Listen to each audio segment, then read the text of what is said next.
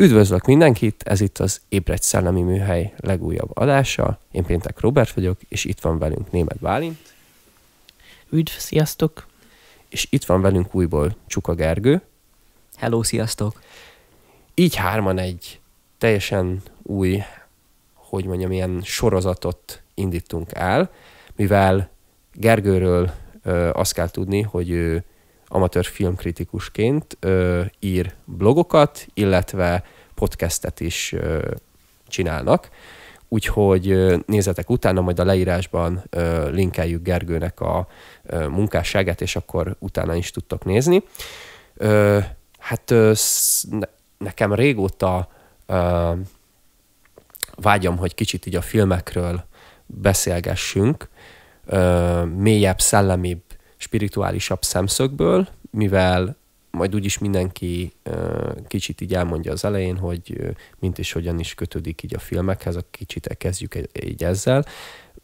Bálinttal mi rengeteg filmet néztünk együtt, mármint amin nem aludtam be, de sok filmet néztünk együtt, és mindannyiunknak nagyon meghatározó filmes élményei voltak.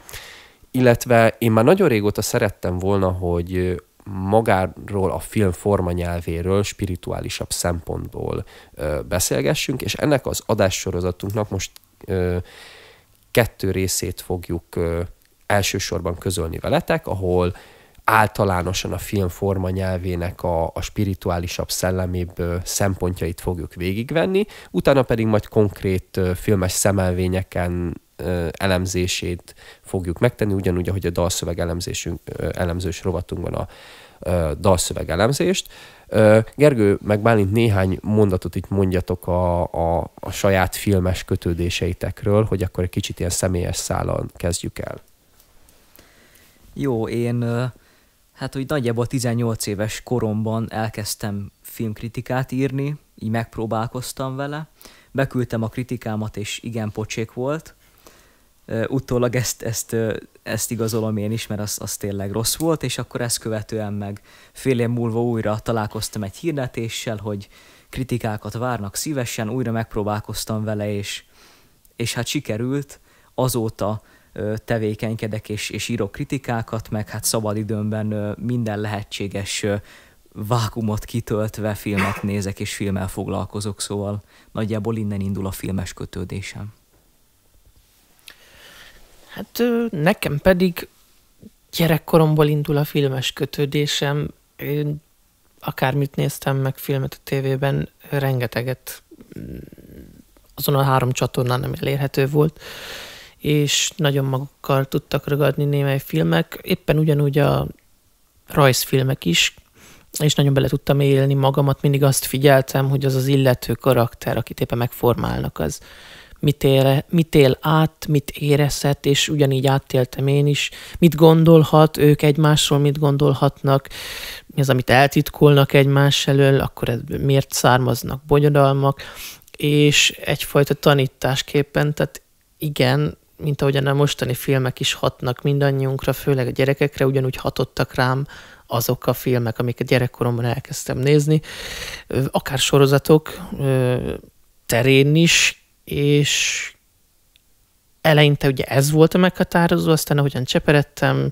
ahogyan idősödtem, és gimnáziumba kerültem, ott kezdett el ugye az analizáló elmém számára is érdekessé válni, hogy hogyan lehet megalkotni egy filmet, hogy a filmnek miféle mondani valója van, hogy a film hogyan tud akár képezni bennünket, vagy hogyan tud hozzájárulni a spirituális fejlődésünkhöz is akár. És azóta ezen az úton úgy érzem, haladok tovább, és természetesen mind amellett, hogy ugyanúgy, hogyha van valami érzelmi tartalma, érzelmi mondani valója, akkor az is megmarad. És még egy valamit hadd fűzzek hozzá, ami számomra nagyon fontos szokott lenni, az a zene, természetesen a filmzene, ami nagyon nagyban hozzájárul az atmoszféra kialakításához. Szuper! Akkor el is kezdhetjük az első témánkkal, ez pedig név szerint a film műfajának tudati vagy tudattörténeti háttere és előzménye lenne. Ez talán a hallgatóink számára nem újdonság, hiszen ezt megelőző történelmes adáson és sok más adáson, posztmodernes adásokban is többször érintettük, viszont itt kifejezetten így a film, mint észleleti, képi, vizuális formanyelv szempontjából fogjuk ezt vizsgálni, és nekem van itt egy ilyen gondolati ívem, amit elsősorban megosztanék, és akkor a fiúk hozzáfűzik a gondolataikat, esetleg új kérdéseiket, szempontjaikat. Az archaikus ember tudatából indulnék ki, a történelem előtti ember tudatából, amit már, hogyha meghallgatjátok a történelmes adásunkat, meg előző adásainkat, most oly mértékben nem részletezem, egy imaginatív, azaz képi tudattal rendelkezett ez az archaikus ember. Magyarán ősképekként éltek a tartalmak az ő lelkében, az ő tudatában, nem oly módon gondolkodott, mint mi, hiszen a gondolati átélés, a filozófiás adásban is beszéltük, a Krisztus előtti 6-7. Században kezdett az ókori Görögországban megjelenni. Olvassátok el például a Farkas Attila Mártonnak az egyiptomi filozófia előtti filozófia című munkáját, nagyon érdekes, és ebben a kérdésben nagyon izgalmas vitákra és további kérdésekre világítana rá. Emellett ez egy passzív tudat volt. Olyan szempontból volt passzív, hogy egy álomszerű átélés se volt a tudat fölötti szellemi régiónak, egyfajta adottságban élt az ember, közvetlenül táplálkozott ebből a tudat fölötti inspiratív forrásból ilyen képi átéléseken keresztül, és az egész kultikus vonása az archaikus embernek, hiszen minden a kultuszból, az ember és az isteni világ közti párbeszédből indult ki. Sokat beszéltünk erről a Törisnél, ugye a jogalkotás és az állam, a hatalom forrása, stb. De ugye itt maga a képi átélés is, és az igazságok, a bölcsességek, a tartalmak mind ilyen formán jutottak fel el hozzá, és hogyha megyünk a történelem folyamán, ugye a filozófiában megjelenik a gondolati átélés, és ez a képi tudat egyre inkább hal majd meg. Majd lesz egy rész, ahol ezt egy idézet formájában kicsit bővebben kifejtem, hogy itt ketté ágazik ez az ősképi irány a gondolati, világszemléleti átélésre és a fantáziára és a művészeti, szubjektív képi átélésre. Szóval ez nem egy objektív szellemi, hanem egy inkább szubjektív és belső képi átélés lesz.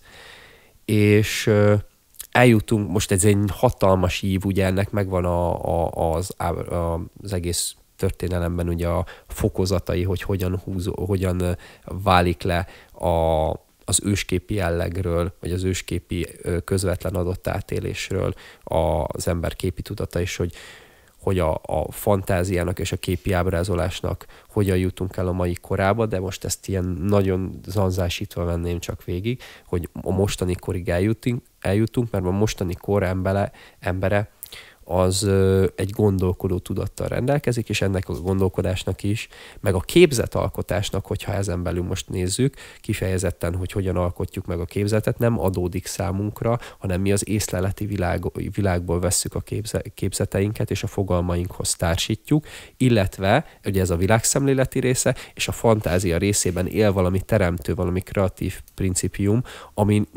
ami már nem egy objektív szellemi tapasztalásból, hanem az emberbe behúzódó intelligencia, az emberbe behúzódó szellemnek hogy mondjam, szubjektív és individuális eredményei már csak. A folyamatait nem tapasztaljuk, erről is majd részletesebben beszélünk, hogy a tudati folyamatokat nem tapasztaljuk, és ennek is már csak az eredményét, a már gondoltat, a már képzeltet, az észlelés folyamatát is se tapasztaljuk, csak az észlelésnek az eredményét.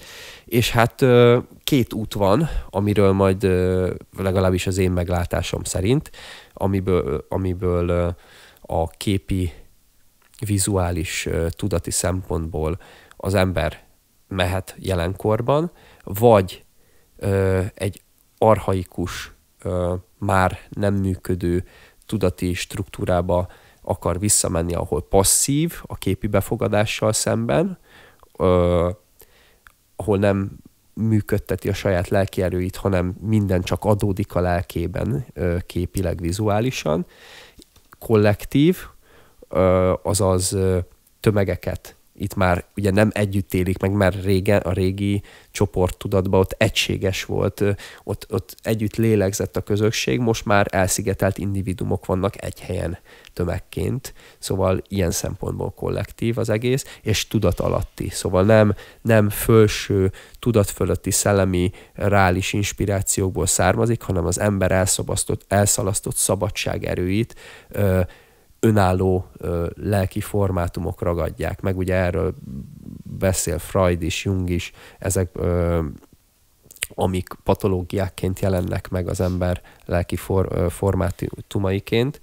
És a másik lehetőség meg, hogy az ember megragadja a saját teremtő principiumát, eljut saját tudati forrásaiig, és egy imaginatív, azaz tovább jut a már gondoltnál, tovább jut a dialektikus gondolkodáson, tovább jut a dialektikus észlelésen, és elkezdi a saját tudati folyamatait, magyarán itt most a képi, vizuális szempontból az észlelést, mint olyat, annak a folyamatát tapasztalni a saját belső munkája által, és meg a gondolkodás folyamatát tapasztalni, nem csak az eredményét, és ezáltal elkezd visszajutni abba, ahonnét kiindult, csak már tudatosan, nem adott módon tapasztalja ezeket. Szóval én szerintem ez a két út van itt, és hogy most itt lássuk ezt a kis tudattörténeti, tényleg zanzásított ívet, hogy próbáljuk majd ebbe beleilleszteni a filmet, mint olyat, és a film, meg a vizuális, műfai utat. Úgyhogy van-e hozzáfűzni valótok, gondolatotok ehhez vagy kérdésetek ehhez a gondolatmenetemhez?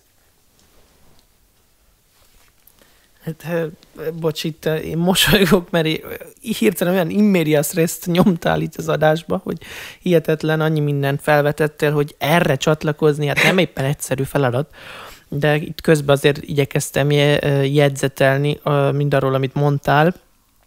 Igen, így az ősképek tekintetében én azt mondanám, hogy ez tulajdonképpen nem egy régi dolog, mivel a gyerekeknél ugyanez zajlik le. A gyerekek esetében is, hogyha visszaemlékszek a gyerekkoromra, biztos már említettem múltkori adásokban, hogy eléggé konkrétan élesen emlékszek a gyerekkoromra, tehát emlékszem ezekre a megélésekre, hogy ugyanígy ősképek, tehát egyszerűen azt tudod, hogy tudod azt a dolgot, hogy az úgy van, kész, és nem kell magyarázkodni, nem kell mondani senkinek, és milyen fura az, hogy a felnőttek ezt nem értik meg. Hogy azok az ősképek, amik egy gyerekben dolgoznak, és arról próbálok beszélni, és az motivál, és az irányít, mármint úgy irányít, hogy vezet inkább, nem is irányít, ilyen vezettetést érzek, hogy akkor most ez alapján csinálom meg, vagy így csinálom meg, mert így gondolom, ezek az ősképekből jönnek le. Régen bizonyosan tényleg mondjuk egy társadalomban, hogyha kialakultak a társadalmak, ott közösségi szinten élték meg ezt. Ma meg tényleg úgy van, ahogyan cseperedünk fel, valahogyan ezek így bezáródnak individuumok esetében, és a kettéválást, amit mondtál, hogy az őskép ketté vált, én is úgy fogalmazom, hogy az az őskép, amit tényleg képként élt bennünk, az kezdett a fogalmiság burkába, vagy fogalmiság börtönébe bezárkózni, és amit addig elképzeltünk, és úgy értettük meg, hogy hallasz valamit, mondjuk akár a beszédet is, beszélünk, és értitek, amiről beszélek most, és nem kell gondolkodnotok a szavakon, hogy mit jelentenek, egyszerűen értitek, ezek is az ősképből jönnek le, egészen addig, ameddig el nem kezdtünk fogalmiság szempontjából nyelvet vizsgálni, vagy bármit, és fogalmiság, illetve gondolatiság szintjére degradálódtak, és ezt hadd fogalmazzak így, hogy degradálódtak, mert egyre inkább az van, hogy mindent meg kell magyaráznunk, vagy meg kell fogalmaznunk, vagy egy szóval próbáljuk kifejezni azt, amit, és aztán előfordul ennek a defektusa, hogy van egy szavunk, és mindenki rengeteg mindent ért mögötte, és félreértések fognak kialakulni köztünk, mert a szavakkal így az ősképből ledegradált fogalmiság szavaival egyszerűen nem tudjuk kifejezni a mondani valónkat, mert mindenki mást ért alatta, míg a másik oldal az, hogy fantáziává alakult át, vagy így maradt meg az őskép csökevénye, hogy fantázia maradt, az is az ősképből táplálkozik, és én azt tapasztalom, hogy így a fantázia, ami tényleg határtalan tud lenni, mégse határtalan, hanem éppen ezek a tudatmintázatok a degradálódás során, hogy fogalmivá váltunk, korlátot szabnak a mi tudatunknak, meg az észlelésnek is megvannak ugye a korlátai, és hát mi magunk korlátozzuk be magunkat és egymást, így a fantázia se tud szabadon szárnyalni, mert nem tudom, ti tapasztaltátok-e azt, hogy van úgy, hogy azt mondod, hogy erre nem szabad gondolnom. De amikor megkérdezed magadtól, hogy de miért nem, vagy ebbe az irányba nem szabad fantáziát használnom, akkor arra már nem tudsz válaszolni. Ezek is érdekes dolgot vetnek fel így az ősképek tekintetében. Igen, lényegében ennyit szerettem volna most hozzáfűzni. Igen, ezek tökre érdekes gondolatok, amiket mondtál. Én kicsit filmesebb irányból közelíteném meg, és mondjuk úgy 19. század második felébe jelent meg a fényképészet, és készültek a legelső kezdetlegesebb, máig is fennmaradó képek, és ez kapcsolódik az individualizációhoz, amit Robi említettél, hogy konkrétan itt már nem az van, hogy van egy valóság, a valóságnak egy szintje, amit te észlelsz, és ezt egy festmény keretében ráprojektálod egy vászonra, és azt megalkotod, hanem itt már arról van szó, hogy maga a fényképezésen maga a művészeti elem, amit létrehozol, az igazából önmagának, a valóságnak, az objektív értelembe vett valóságnak egy másolata is lesz. Ugye nem véletlen, hogy a fényképező gép észlelő részét azt objektívnek hívjuk, és ennek meg ott van a másik oldala, hogy a fényképező mögött ott áll valaki, aki egy esemény folyamra rálát, és az esemény folyamból egy kis részletet az objektívval, ami azáltal, hogy objektív a valóság látszatát kelti, lefotóz, de azáltal, hogy ő ott van mögöttem, mint egy cselekvő szubjektum, és rálát a többi eseménysorozatra, amit ugyanúgy lefotózhatna, mint igazából minden mást, kiválaszt egyetlen egy történést, lenyomja egyetlen egy pillanatba a gombot, és ezáltal létrejön egy teljesen valóságosnak tűnő elem, ami erősen befolyásolva van a szubjektum által, aki a fényképezőgép mögött van, és akkor ezáltal létrejön ez a kettősség, ez a kicsit paradox dolog, hogy itt van egy teljesen egészen eddig el nem képzelt valóságot megjelenítő, majd hogy nem színes másolat.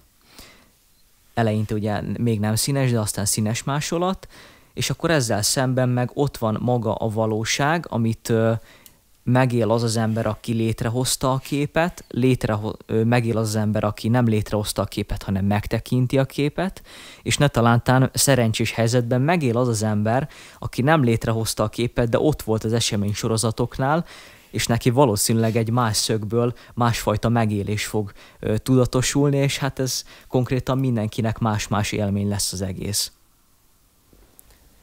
Ez az objektív, és erre nem is gondoltam, pedig annyira egyértelmű, ez tök jó, hogy mondtad.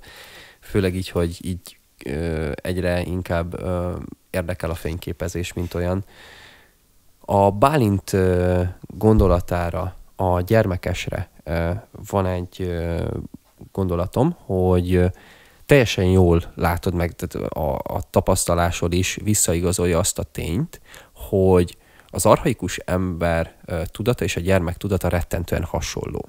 És hogyha az emberiség tudat történetét nézzük, akkor az emberi egyednek a fejlődés lélektanát vagy tudat történetét is párhuzamosan tudjuk szemlélni a kettőt. Magyarán minél régebbi történelmi korba menjünk vissza, annál közelebb kerülünk a jelenlegi kisgyermeknek a tudatához, és valahogy most vagyunk ott, hogy a mostani felnőtt ember és a kornak a vagy az emberiség tudattörténete összeér, együtt van a kettő.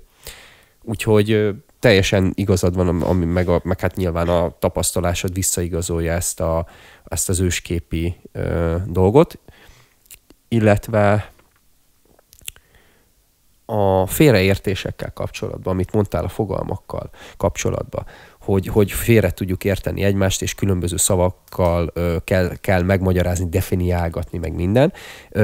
Ez azért van, mert maga az őskép annak a forrása, amiből ezek a definíciók származnak, és a kisgyerek, meg az archaikus ember is hozzáfér ehhez az ősképhez, magyarán a jelentések forrásához, és ezért tud a gyerek egyáltalán beszélni, megtanulni, meg észlelni is, mivel az észlelésünk is ugye ezeknek a fogalmaknak a forrásaiból táplálkozik, hiszen a kutyának a fogalmában megtanulja az állat ősképét a gyermek, és állatnak fölismerni az állatot definíció nélkül.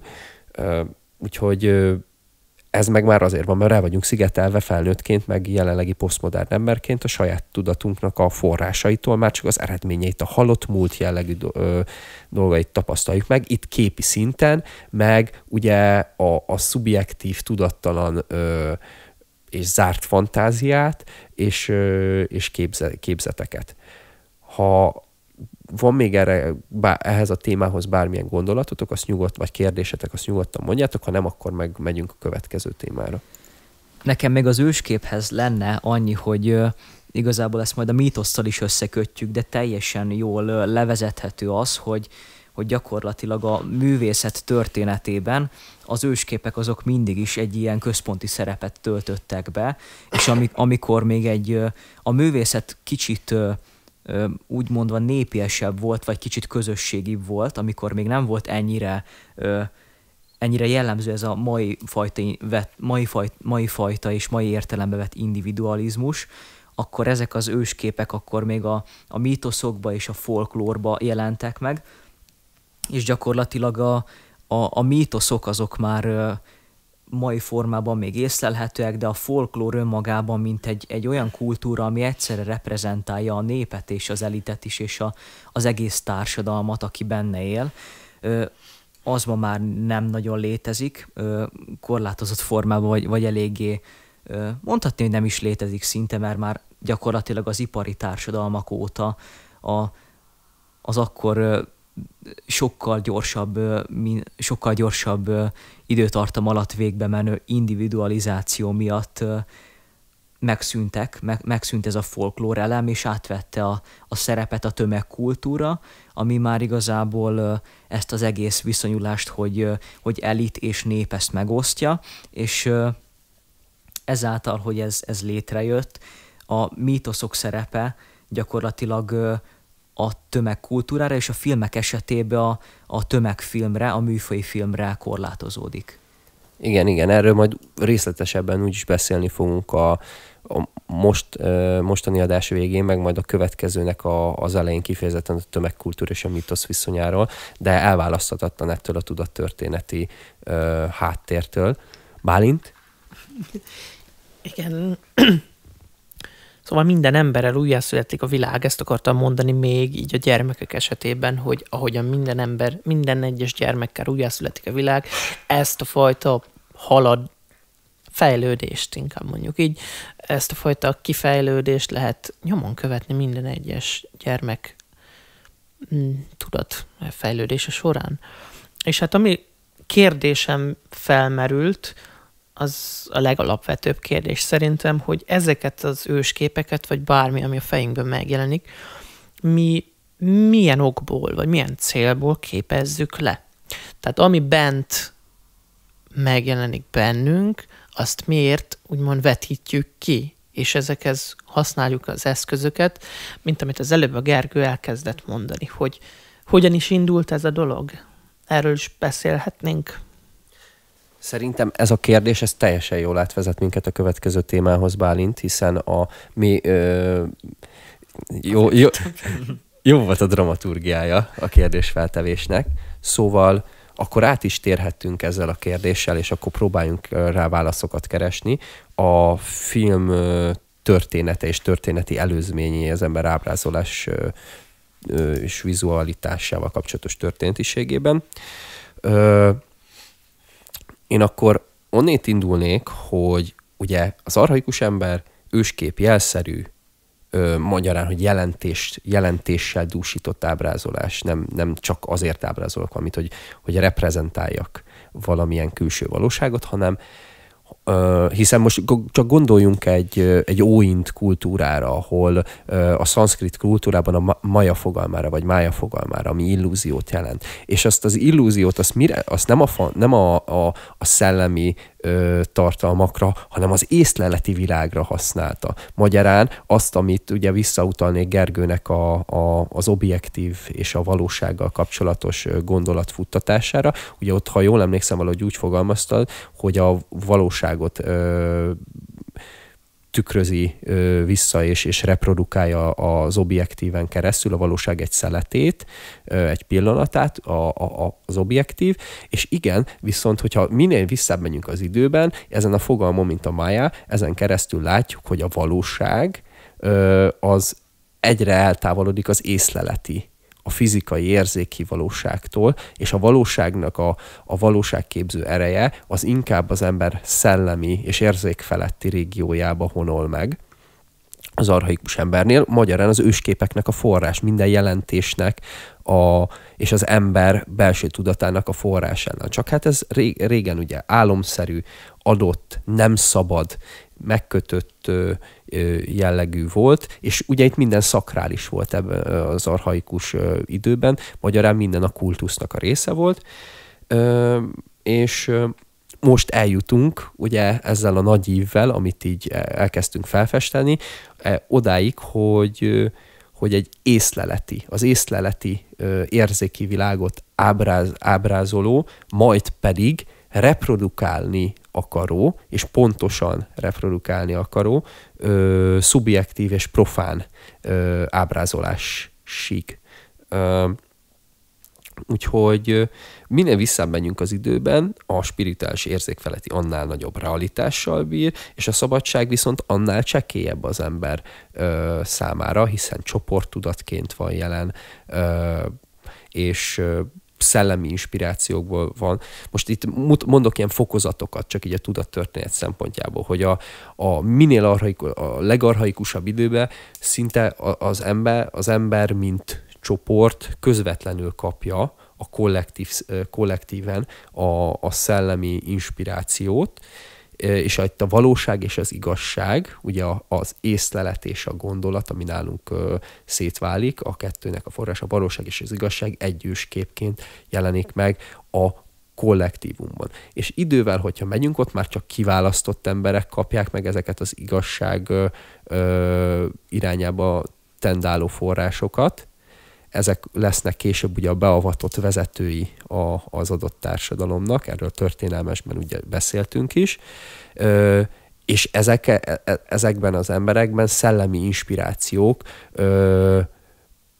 egyre kevésbé mélyebben inkarnálódnak, mondhatni, ezek az emberiség szellemi vezetői, és ahogy jövünk a jelen felé, úgy már csak az inspirációk lesznek meg, úgy már csak a hagyomány és a formája lesz meg ezeknek az inspirációknak és ábrázolásoknak, és eljutunk az profanizálódó, individualizálódó emberiséghez, és ugye ez az ábrázolásban is megjelenik. Csak gondoljunk bele egy egyiptomi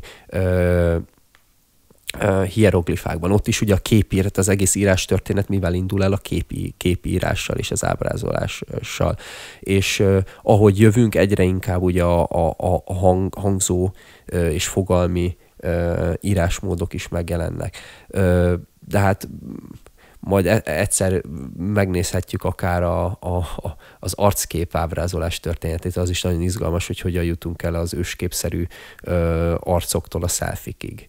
Szóval én itt ezzel egészíteném ki ezt a tudattörténeti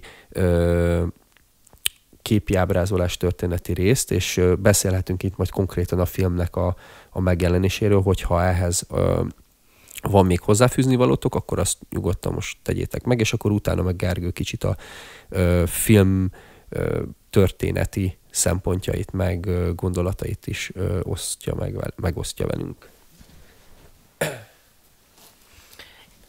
Jó, akkor újra felteszem a kérdést, hogy jutunk el a filmig.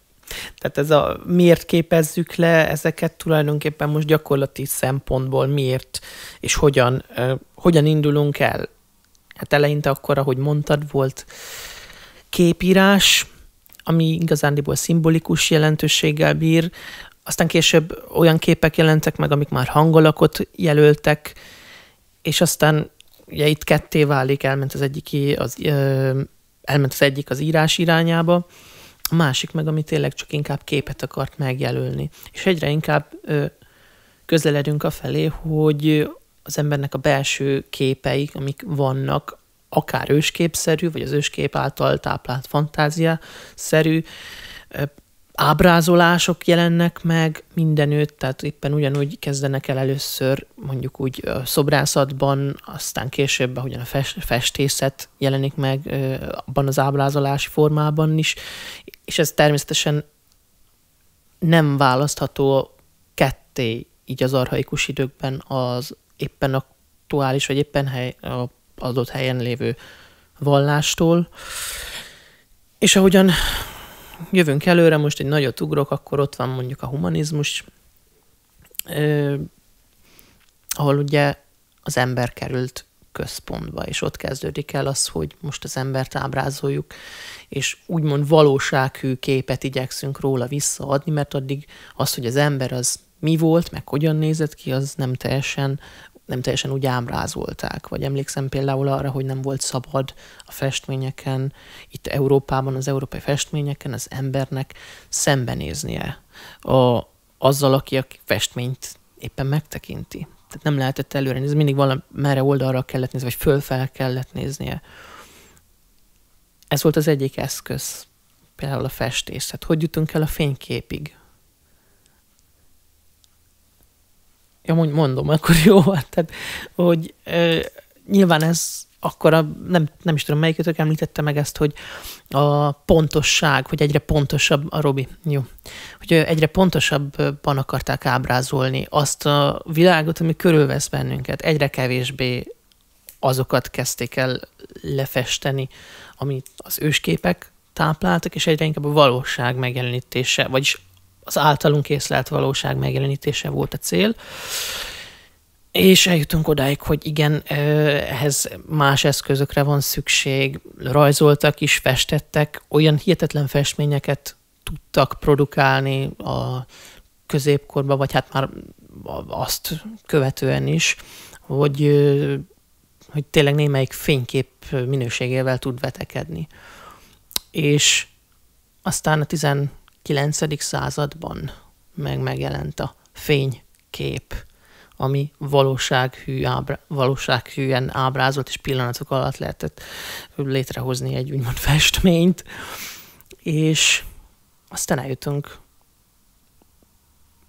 annak a fejlődésén keresztül is az analóg fényképészeten keresztül a mai digitális fényképezésig. És aztán ugye ezt meg kell mozgatni, és már is itt van a mozgókép, vagyis a film. Most így röviden akkor így összefoglaltam, ha nem gond.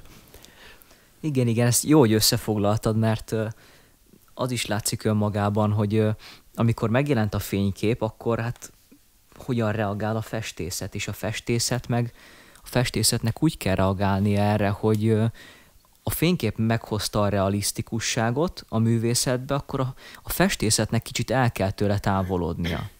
És ugye megjött a fénykép, hozta azt, hogy a valóság és a valóságot ábrázolás közé igazából már nincs semmi akadály, nem ékelődik be oda semmi. És gyakorlatilag szerintem ez a pont abból a szempontból, amit mondtál, Bálint, hogy az egyén szerepe itt olyan szinten megnő, hogy egészen addig, amíg nem tudjuk teljesen vizuálisan reprodukálni a valóságot, addig úgymond a festészetig az a cél, hogy minél jobban reprodukáljunk valamit, ami úgy néz ki, ahogyan mi látjuk, és miután megjelent a fénykép, és létrejön a film, az meg már konkrétan az egyénnek a valóságának a reprodukciója, ami a célja az egész folyamatnak.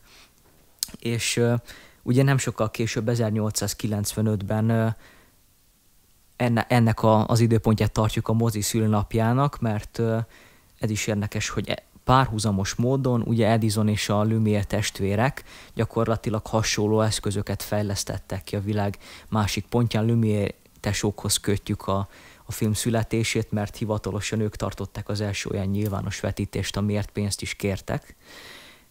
De ez ugye egy olyan világfolyamat, amit így mindig így elmondunk, és közben a világ másik részén bárhol megtörténhet, pont azért, mert ott éppen nem kértek pénzt az első vetítésért, de hogy megjelent a film, és kezdetben a film is még kicsit próbálgatta, hogy mit is tud, mert teljesen realisztikus volt, ugye ezek még csak pár másodperces, pár perces felvételek voltak, és a vonat érkezése a nagy klasszikus, az első ilyen mérföldkő, ami igazából abból áll, hogy le van helyezve egy kamera, és megérkezik a vonat, aminek ugye van egy olyan hatása, hogy látunk először egy tájképet, és az egy nagy totál igazából, és hogy megjön a vonat, egyre közelebbi lesz a kép, és itt van egy jó kis plánváltás. Ekkor ez volt még az újítás. De ezek ugye dokumentumfilm jellegűek voltak a kezdetben, és akkor, hogy ne fogjam olyan hosszúra. Bocs, hogy hadd kérdezzek valamit. Ez volt az ugye, amikor ezt bemutatták a nagy közönség előtt, akkor annyira ugye megijedtek, hogy ez valóságos ott a vásznon, hogy elkezdtek sikogatni, és volt, akik el is menekült onnan, mert azt hitte, hogy tényleg jön a vonat, ugye? Igen. Ez volt az ominózus eset a Lumière tesókkal. Igen, ez volt az. Uh-huh. De tudod, valaki beül ezt megnézni moziba 1895-ben, és pár évtizeddel előtt meg olyan életet élt, hogy nem is tudta, hogy létezik olyan, hogy fotó. És hogy a valóságnak ilyen szintű reprodukciója, és hát simán elképzelhető, hogy valaki úgy jött be, hogy elkerülte a fotó, vagy csak így hallomásból hallott róla, hogy létezik ilyen, és beül, és látja azt, hogy közelít felé egy vonat. Egyszerűen nem lehet hova tenni. Ezek miatt egyébként a formai jelenetek miatt, mediális sajátosságok miatt kicsit horrorisztikus ez az egész. Egyik elhíresült ilyen úgymond korai horrorfilm, amikor egy elefántot elektrosokkolnak, és ez is ilyen megmaradt dokumentumfilm, de teljesen horrorisztikus. És így, hogy igazából tudjuk, hogy hogyan kéne és mivel kéne filmet csinálni, és megjelenik a filmnek a vágása, a montázs, ami ugye önmagában két fényképből lesz egy bizonyos gondolat, ez az alapvetés, és ez ugye nem azt jelenti, hogy 1 meg 1 az 2, hanem pont, hogy inkább egy olyan rendszert feltételez, hogy x plusz y egyenlő xy, mert ugye pont ez a lényeg, hogy a korai szovjet montázsiskolánál kezdtek el kísérletezni azzal, hogy lerakunk egy képet, például egy tengerparton, egy tóparton játszó kisgyerekek, és mögé lakunk egy mosolygó bácsi fejet, és utána meg egy morcos bácsi fejet. És akkor így megjönnek a képzetek, hogy a morcos bácsi az biztos rosszat akar a kisgyereknek, a mosolygó pedig egy nagypapa lehet. És gyakorlatilag ezekkel a montázs trükkökkel, a montázs megjelenésével megjelenik párhuzamosan, és ennek következtében is az elbeszélés, ami ugye komoly teret enged annak, hogy az irodalmi alapokat is örökítsünk át filmre. És amint megjelenik a montázs és az elbeszélés, gyakorlatilag kialakul az egy 1895-től számítva a következő 25 évben, amit ma értelembe vett filmnek érzünk és gondolunk, mert 1910-es éveknél már a műfajok is kialakulnak, mondhatni, és már gyakorlatilag rendes egész estés filmek kezdenek el készülni. Szóval itt van egy ilyen hatalmas mérföldkő. Gyakorlatilag a film történetet 3 részre szoktuk osztani. 1895-től 1945-ig a klasszikus időszak, amikor ezeket a műfajokat, ugye kialakulnak a műfajok bebetonozódnak, és 45 környékén pedig már úgymond unalmassá is kezdenek válni. És 45-öt követően pedig jön a modern film, ami egyébként még egy olyan tendencia, hogy a modern filmnek az előzménye valamilyen szinten a neorealizmus, meg a film noir is, és ugye a neorealizmus az egy eléggé valóságos, realisztikus filmstílus, a noir az árnyéktechnikás dolog, viszont a noirnak is egyfajta irodalmi alapja van, ugye detektív regényekről beszélünk, és a modern filmművészet gyakorlatilag az a pont, amikor megérkezünk, és a film még követi a francia új hullám, a francia új regény alapján, de a film még követi a kortárs és a világot átívelő művészeti tendenciákat, mert ugye közben volt még azért így az avantgárd is reprezentált, teljesen ott volt a filmen, Buñueltől kezdve, nagyon sok minden történt az avantgárd miatt igazából, de a modern filmművészet az utolsó pont szinte, ami leköveti a művészeti irányzatokat, és gyakorlatilag a 60-as évektől, amikor már a modern kicsit kezd kikopni, és megyünk át lassan a posztmodernbe a 70-es években már, onnantól kezdve a mozi és a film egy külön életet él.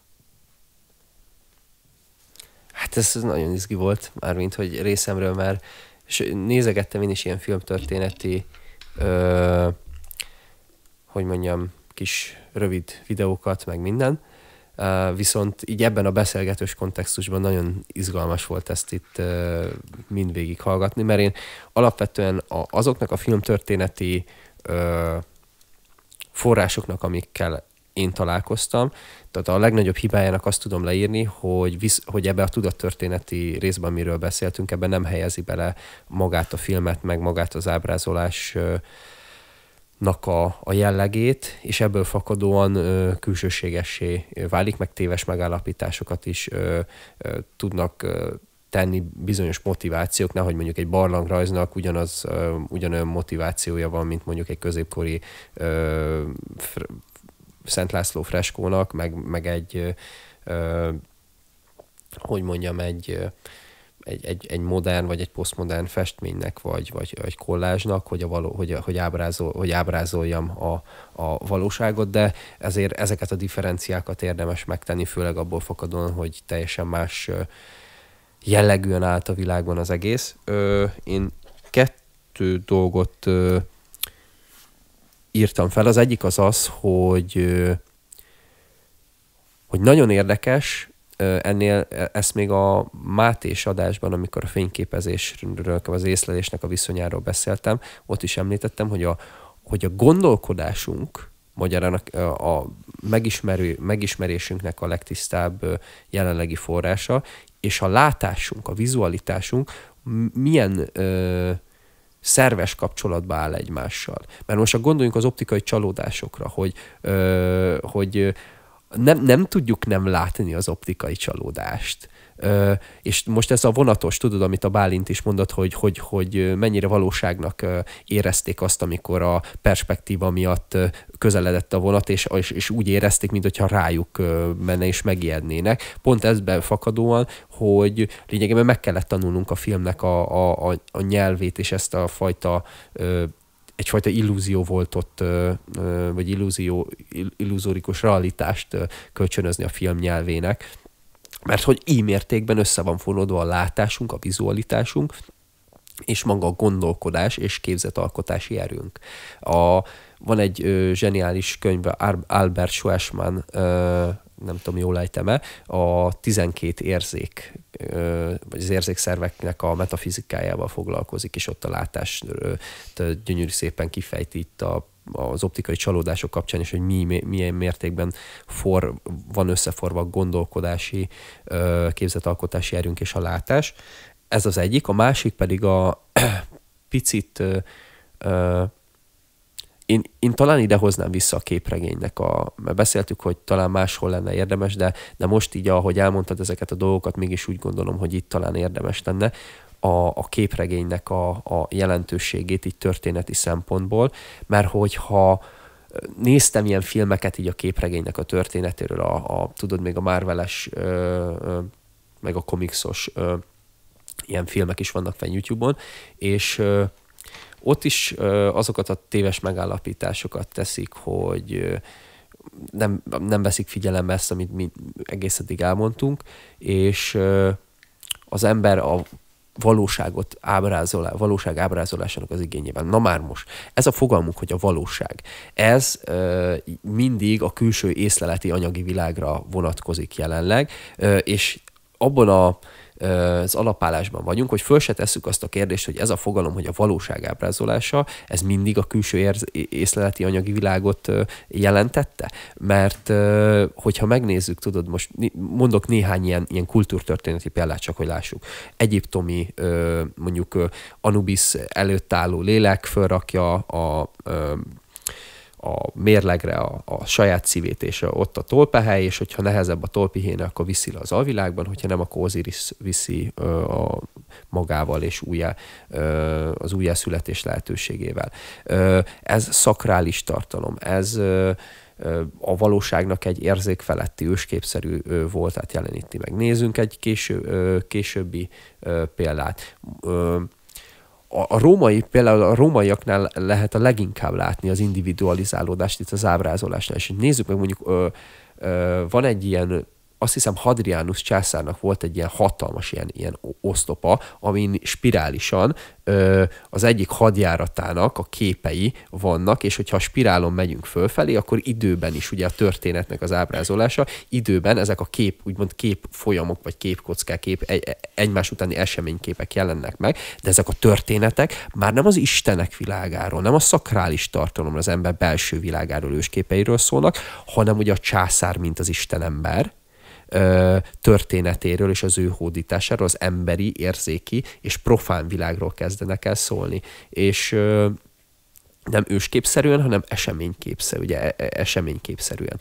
És ugye ezzel szemben jött ugye a kereszténység, és ugye a kereszténységnek ugye a freskói, most gondoljunk most én magyar példát tudok hozni, például Magyarországon, meg a Kárpát-medencében rengeteg Szent László freskó van, és hogyha mondjuk egy Szent László freskót az ember értelmezni akar, akkor muszáj ősképszerűen gondolkodnia, mert nem fogja érteni azt, hogy, vagy csak azt mondja, hogy mondjuk milyen botor és balga volt ez a freskó festő, hogy az egyiken a lányt, akit megment a Szent László, nagynak ábrázolja, a másikon meg picinek. Először pici volt, utána meg nagy, de hogy ez hogy van, és akkor nem veszi figyelemben mondjuk a magyar nyelvnek, meg az ősképszerű gondolkodásnak a jellegét, hogy a nő az nő. Tényleg, szóval, hogy egyre nagyobbá válik benne. De hogy itt ez még megvolt, ugye, mert a kereszténység visszahozta ezt a fajta szellemi térbe való ábrázolást és gondolkodást, hiszen a kereszténységnek a képei, ugye Krisztusnak az életútja és az emberi léleknek a belső folyamatait elkezdték párhuzamosan szemlélni, mint egy reális külső történeti eseményt, és egy belső, hát erre épült ugye az egész keresztény misztika. Gondolj csak Angelus Silesius, hogyha hiába születik meg 1000-szer Krisztus Betlehemben, hogyha magadban nem szülöd meg, akkor maradsz elveszetten. Hogy ez egy ilyen konkrét példa, hogy van a történeti kép, és a belső kép, és elkezdik már a valóságtól, vagy a teljes szellemi adott valóságtól elkülönülő, individualizáló léleknek a belső történetét a külső történettel is ábrázolni, és utána szépen lassan ez fokozatosan tűnik el, ugye profanizálódik, megint eseményképszerűvé válik. És csak gondoljunk egy impresszionista festményre, mondtad ugye a modernséget, hogy amikor azt hiszem Monet festette le, talán amikor egy ilyen külső táncolnak az emberek, semmi egy profán cselekmény, hogy az emberek táncolnak vagy mondjuk a majális Munkácsi Mihálytól, ott is egy eseményképszerű dolog. És ugye ebben jelenik meg a fényképezés, és egy nagyon érdekes dolgot hoznék be, ezt a fotós adásban is elmondtam, és most is utalnék rá. Dr. Rudolf Haukuska, ő van egy könyve, ilyen bonyolult neve van, az a cím, hogy szubstanciatan, ez lényegiséget jelent, és ő a kémiai anyagokat nem úgy szemléli, mint ilyen korpuszkulák, hanem mint az ember számára időben és térben érzékelhetővé váló folyamatoknak az eredményei. Valamilyen folyamatszerűségeknek a látható és tapasztalható, fenomenológiailag tapasztalható eredményei. És ő az ezüst folyamattal, az ezüstnek a tulajdonságaiból visszavezet, tudod, hogy látta az ezüstnek a jelenségeit, tulajdonságait, és abból egy ilyen ősképszerű szintézisbe jutott vissza, mint ezüst folyamat, és most gondolj csak, hogy az ezüst szerepe a fényképezésben, mint reprodukció. Az ezüstnek van egyfajta ilyen, mindjárt mondom a pontos megnevezését. Igen, csak de biztos jobban tudod ezt, Bálint, ez a Leisingangi gyűrű, ami egyfajta ilyen cirkuláris, ilyen reprodukciós rétegeket alkot, és ez megjelenik a fatörzsnek, a tojásnak a formájában. A tojás is egyfajta reprodukciós lényegiség, de most nem akarok így belemenni ilyen mélyen, csak az a lényeg, hogy ugye ahogy a fényképezésben, mint reprodukció, ugye a külső észleleti valóságnak a reprodukálása megjelenik, ugyanúgy ennek ami kapcsolódik az ezüsthöz a fényképezés által, az ezüstnek a lényegiségében ezek a fajta reprodukciós erők más-más kémiai és fizikai, biológiai folyamatokban is jelen vannak, és kötődnek hozzá. Ez most csak egy ilyen érdekességként mondom, hogy az ezüst és hozzá kapcsolódó bolygó minőség, a hold, hogy kapcsolódik ezen az ősképi vonalon magához a fotózáshoz, és azon belül ugye a reprodukcióhoz, mint az időpillanatok reprodukálásához, de majd erről úgyis beszélünk bővebben, ugye a filmhez. Én ennyit akartam hozzáfűzni. Hát erről nem hallottam, erről a gyűrűről, de most, hogy ezt így szépen kifejtetted, ezüst, hát igen, tulajdonképpen ezüst klorid kolloidot használtak a fotózás során, hogy fényt kap, és az ezüst klorid, hogyha fényt kap, akkor attól függően, hogy meddig kap fényt, kezd el bomlani ezüstre. És így történik meg tulajdonképpen a kiválás, és így feketedik meg a kép, és fekete-fehér képet így tudtak csinálni, hogy az expozíció idejétől függően feketedett meg éppen a kép. És ahogyan ugye visszaverődik a fény az egyes tárgyakról, objektumokról, és bejut az objektívbe, így lehetett régen fényt alkotni, vagy fényképet alkotni, és ami még érdekes tényleg így, ahogyan mondod, hogy az ezüst letükrözi ezeket az élettani folyamatokat, ilyen sajátosságokkal rendelkezik. Ez maga az ezüstnek a sajátja. Ezen túl meg az, hogy a bolygóminőség, szóval nekem most ez így egy újdonság erejével hatott, és ilyen aha élményt okozott, hogy az ezüstöt használtak régen a tükrök készítéséhez is. Ugyanúgy, ahogy az ezüst egyfajta tükörként szerepel, és a fénykép is úgymond egy tükre lehet az éppen észlelt valóságnak, illetve a hold minőség.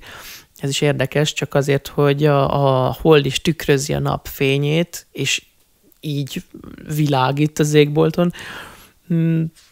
Na mindegy, ez csak így érdekességképpen ez így tetszett. Amit viszont még szerettem volna megkérdezni, az... Azt elfelejtettem, és nem is írtam fel. Bocs. Hát, hogyha majd eszedbe jut, akkor semmi akadálya. Gergő, van ehhez a témához hozzáfűzni valód, vagy menjünk? Zárójelesen még annyit fűznék hozzá, hogy azért lekerekítettem a végét, hogy posztmodern jön a 70-es évektől, de gyakorlatilag ebbe élünk, és ez tapasztalható is, hogy a posztmodern az azt jelenti, hogy vannak benne modern elemek is, vannak benne posztklasszikus elemek is, ami már egy modern utáni, de klasszikus filmet követő gyakorlatilag filmkészítési és elbeszélési struktúra. Aztán igazából ez folyamatosan váltakozik, tehát Gyakorlatilag most filmtörténetileg minden egyes pillanatban élünk egyszerre, és bemész egy filmre, az bármilyen stílust, bármilyen kort lekövethet. Úgyhogy most ez a posztmodern a filmes szempontból. Ja, közben eszembe jutott, igen, mert annyi minden hangzott most el itt, hogy sok mindent felírtam, és nem tudom, hogy melyikkel kezdjem. Az nagyon tetszett, amikor így elmondtad a film történetét, hogy az a klasszikus kortól a neorealizmuson keresztül egészen a mozifilmnek a külön életútjának az elindulásáról volt szó, illetve arról, hogy megjelent az elbeszélés a filmben. Tehát már az, hogy eleinte még csak az volt, hogy valósághű ábrázolás legyen, vissza tudjuk adni a mozgóképek során a valóság egyes mozzanatait, történéseit, és akkor utána az egyes ilyen montázsokkal, vagy magával a színészkedés bevonásával a filmbe egész történeteket tudunk átadni, és mozivászonra vinni. Igen. Szuper. Akkor a következő témánk pont így a fényképezésen keresztül szerintem így bele is tudunk vágni, hogy a mozgás modellezése és a mozgás modellezésére való képtelenségnek a tudati okai. Én egy rövid bevezetővel így indítanám el, ez is egy ilyen sokatszori ismétlés, csak hogy lássuk, hogy milyen mértékben függ össze ez a rengetegszer és már rongyosra rágott gondolati, vagy tudati megállapítás gondolati formában. A Bálint ezt majd úgyis részletesebben kifejti a mozgással kapcsolatban, hogy a jelenlegi tudatunk az mindig valaminek az eredményén ébredt tudatára a hétköznapi nyugati embernél. Magyarán nem tapasztalunk folyamatokat, csak egyik eredményről a másikra ugrunk át. Ez olyan, minthogyha lenne egy madár, és a madár van a villanydróton, és a másik pillanatban meg a villanydrót egy másik pozícióján lenne, de az, hogy a kettő között mi van, arról hogyan jutunk az egyik fogalomról a szánkra jutó és szavakról az egyikről a másikra, azt a folyamatot nem tapasztaljuk. És innét kanyarodunk arra, hogy a mozgást, mint olyat, a tudomány és ezután meg maga az ábrázolás, vagy ábrázoló művészet és a filmművészet milyen akadályokba ütközik ebből a tudati konstrukciókból fakadóan. Akkor Bálint, légy szíves, egy kicsit a mozgás modellezéséről beszélj nekünk a tudomány szempontjából.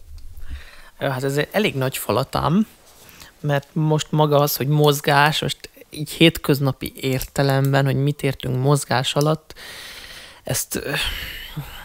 erről annyi mindent lehetne mondani, úgyhogy megpróbálok így röviden, dióhéjban mindent így érintőlegesen elmondani, hogy nem is gondolunk bele, meg hogy jön, hát ugye mozgóképekről van szó, de maga a mozgás, nem is gondolunk bele, hogy az valójában micsoda. Van egy mozgó objektum, most mondjunk egy autót, ami megy el az utcán. Arra azt mondjuk, hogy az mozog. De nagyon fontos azt megállapítani, hogy valami csak ahhoz képest mozog, ahonnan nézzük. Tehát van egy szemlélődő, és én állok egy helybe, és nem moccanok, már ebben is benne van a mozgást, vagy éppen most annak a hiánya, és azt mondom, hogy megy az autó az úton, elhalad előttem, hogy az mozog. Mihez képest mozog? Hát hozzám képest biztos. De mi van akkor, hogyha az autó szemszögéből nézzük? Az autó megy, én állok ott egy helybe, az autó szemszögéből, ha őt vesszük vonatkoztatási pontnak, akkor minden más mozog, csak ő nem. Tehát én mozgok, hiába állok én ott, én mozgok, mozog a táj, mozognak a fák, mozog az út, minden mozog és változik, és mégis azt mondjuk, hogy az autó halad, és én állok. Ekkora vonatkoztatási pont az maga a föld. Maga a talaj, hogy a földhöz képest én nem mozgok, és ezt ki lehet bővíteni. Akár arra, hogy itt van a föld. A föld kering a nap körül, ahogyan megtanultuk középiskolában. Ha a napot vesszük vonatkoztatási pontnak, hogy a nap egy helyben áll, akkor a Föld körülött kering. De ha a Földet vesszük, akkor olyan, mintha a Föld körül mozogna minden. Tehát tulajdonképpen a mozgás az egy filozófiai szempontból egy nagyon érdekes jelenség, mert nincsen abszolút pont, amihez képest tudjuk viszonyítani. Hogy most minden mozog-e vagy áll, ez talán a legjobb kérdés minden tekintetében, hogy most akkor valami vagy mozog, vagy áll. És íme el is jutottunk a fizikának az egyik Newton első tételéhez, hogy minden objektum pont ezekből a dolgokból kifolyólag vagy egyenes vonalú egyenletes mozgást végez, vagy nyugalomban marad mindaddig, amíg a környezete meg nem változtatja a mozgás állapotát. Tehát benne van ez, hogy mozgás állapot. És ez egy nagyon érdekes szó, ha belegondolunk, mert ugye állapotszerű. Tehát nem tudom megkülönböztetni, hogy most mozgok, vagy állok. Most ezt így hétköznapi értelemben nem is biztos, hogy olyan egyszerűen értelmezhető, de ha mondjuk kimegyünk, ha most mindenki behunja a szemét, és ezeket a dolgokat elképzeli, hogy van a légüres tér, semmi, csak én vagyok ott, tudom, hogy ott vagyok, tudatként ott vagyok, és elképzelek egy golyót, ami előttem, lelki szemeim előtt így elsuhan előttem, akkor én azt mondom, hogy a golyó mozog. Most képzeljem magamat a golyó helyébe, hogy én vagyok a golyó, aki ott elsuhan, és mondjuk egy másik objektum, ami ott áll. Akkor is olyan, mintha a golyó mozogna. És én mondjuk nem vagyok tudatában annak a tényéről, hogy én mozgok. Tehát így válik alkalmassá az első tétel értelmezése. Hogy jön ez az egész a filmekhez, a mozgás? Tényleg, hogyan jön? Ugye ezt lehetne még folytatni, hogy a mozgás az konkrétan mi. Inkább akkor nézzük meg az észlelést. Tehát ez, hogy nem vagyok benne biztos arról, hogy észlelem azt, hogy én mozgok. Mindig kell egy viszonyítási pont. És amikor mozgóképekről beszélünk, ott is hogyan van a film. Ugye a film maga, a film szó jelentése réteget jelent. Mi úgy készítjük a filmeket, meg régen is úgy készültek a filmek, hogy vannak adott képkockák, minden egyes képkocka, tehát fénykép, megjelenít egy adott mozzanatot. Hogyha mozgást akarunk tehát leképezni, akkor szükségünk van képkockákra, és a képkockákat egymás mellé kell helyeznünk, feltesszük egy tekercsre, és úgy vetítjük ki ezeket, hogy közbe forgatjuk a tekercset.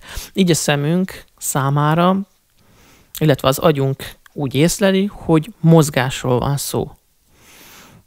Tulajdonképpen innen származik a forgatás szó is, hogy a tekercs forgatás, filmforgatás.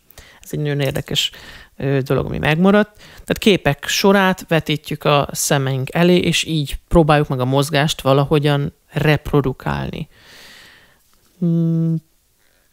Mert az agyunk azt így tudja érzékelni, és amikor egyáltalán meg akarjuk jeleníteni, ugyanezt tesszük meg külsőleg. De belsőleg, őszintén szólva az, hogy te látod mozogni azt a golyót a lelki szemeid előtt, hogy ezt másképp hogy lehetne leírni a mozgást, nem tudjuk, hiszen itt van ez a paradoxon, hogy most akkor mi áll, mi van nyugalomban, mi mozog, fogalmunk sincs, egyszerűen nem tudjuk feloldani ezt a paradoxont. De gyakorlati szempontból, amikor szeretnénk ezzel valamit kezdeni, akkor erre kialakítottunk egy nagyon jó tudományos módszert, a klasszikus fizikát, kinetikát, illetve dinamikát, ahova már bejön az idő is, és ugyanígy itt van a filmes szakma, úgy forgatunk filmet, hogy képkockákat veszünk fel, és akkor itt is vannak ilyen fizikai jelzők, hogy például az FPS, frame per seconds, azaz, hogy hány képkockát tudok egy másodperc alatt felvenni. Hol van az a kritikus szám, ami alatt tényleg azt már én egybefüggő mozgásnak látom, nem pedig úgy, hogy egyik képkockán van, mondjuk az egyik képkockán ott van egy rigó a faágon, látom, és következő képkockán egy másikon. Tehát, hogy hogyan került oda, azt hogyan tudom én megjeleníteni, mennyi az a képkocka, amiben a mozzanatokat meg kell jelölnöm, és úgy kell felvennem őket, illetve leforgatnom, hogy az én agyam számára egy összefüggő folyamatnak látszódjon. tulajdonképpen ez az, amit így most így el tudnék mondani erről. Nagyon érdekeseket mondtál, én még mielőtt filmes dolgot kezdenék el mondani, igazából ugye forog a föld, és folyamatosan forgáshoz vagyunk szokva, de amikor meg például megyünk egy buszon szerpentinen fel a hegyre, akkor meg pont, hogy kapunk egy olyan erejű, egyébként lehet, hogy hasonló irányú mozgást, amihez viszont nem vagyunk hozzászokva, és akkor ezt így testileg, fizikailag érzékeljük, hogy ez egy olyan mozgásforma, amihez egyáltalán nem vagyunk hozzászokva szervezetileg sem. És még egy meglátás, az egyik kedvenc ilyen dolgom, hogy ülök a vonaton, megáll a vonat egy állomásnál, és mellette van egy másik vonat, valamelyik elindul. De melyik? Na ez az, amit a látással kapcsolat, ez is egy nagyon jó optikai illúzió. És pár gondolat mielőtt magába a filmes konkrétumba belekezdenél, Gergő, csak így a Bálinthoz ilyen kiegészítés, ilyen a tudományos modellezéssel kapcsolatban, hogy van a differenciál számítás például, hogy az például egy nagyon jó példa arra, hogy mennyire képtelenek vagyunk magát a mozgásnak a folyamatát modellezni, hanem kizárólag a nagyon rövid, végtelenül apró időpillanatokhoz rendelünk hozzá térbeli pozíciókat, és ezt próbáljuk közelíteni a végtelenhez az időpillanatok, két időpillanat közti távolságot, de ott lesz az a távolság, ezért mondják azt ugye a matematikában, hogy közelíti a függvény, de hogy nem éri el a függvény tengelyét.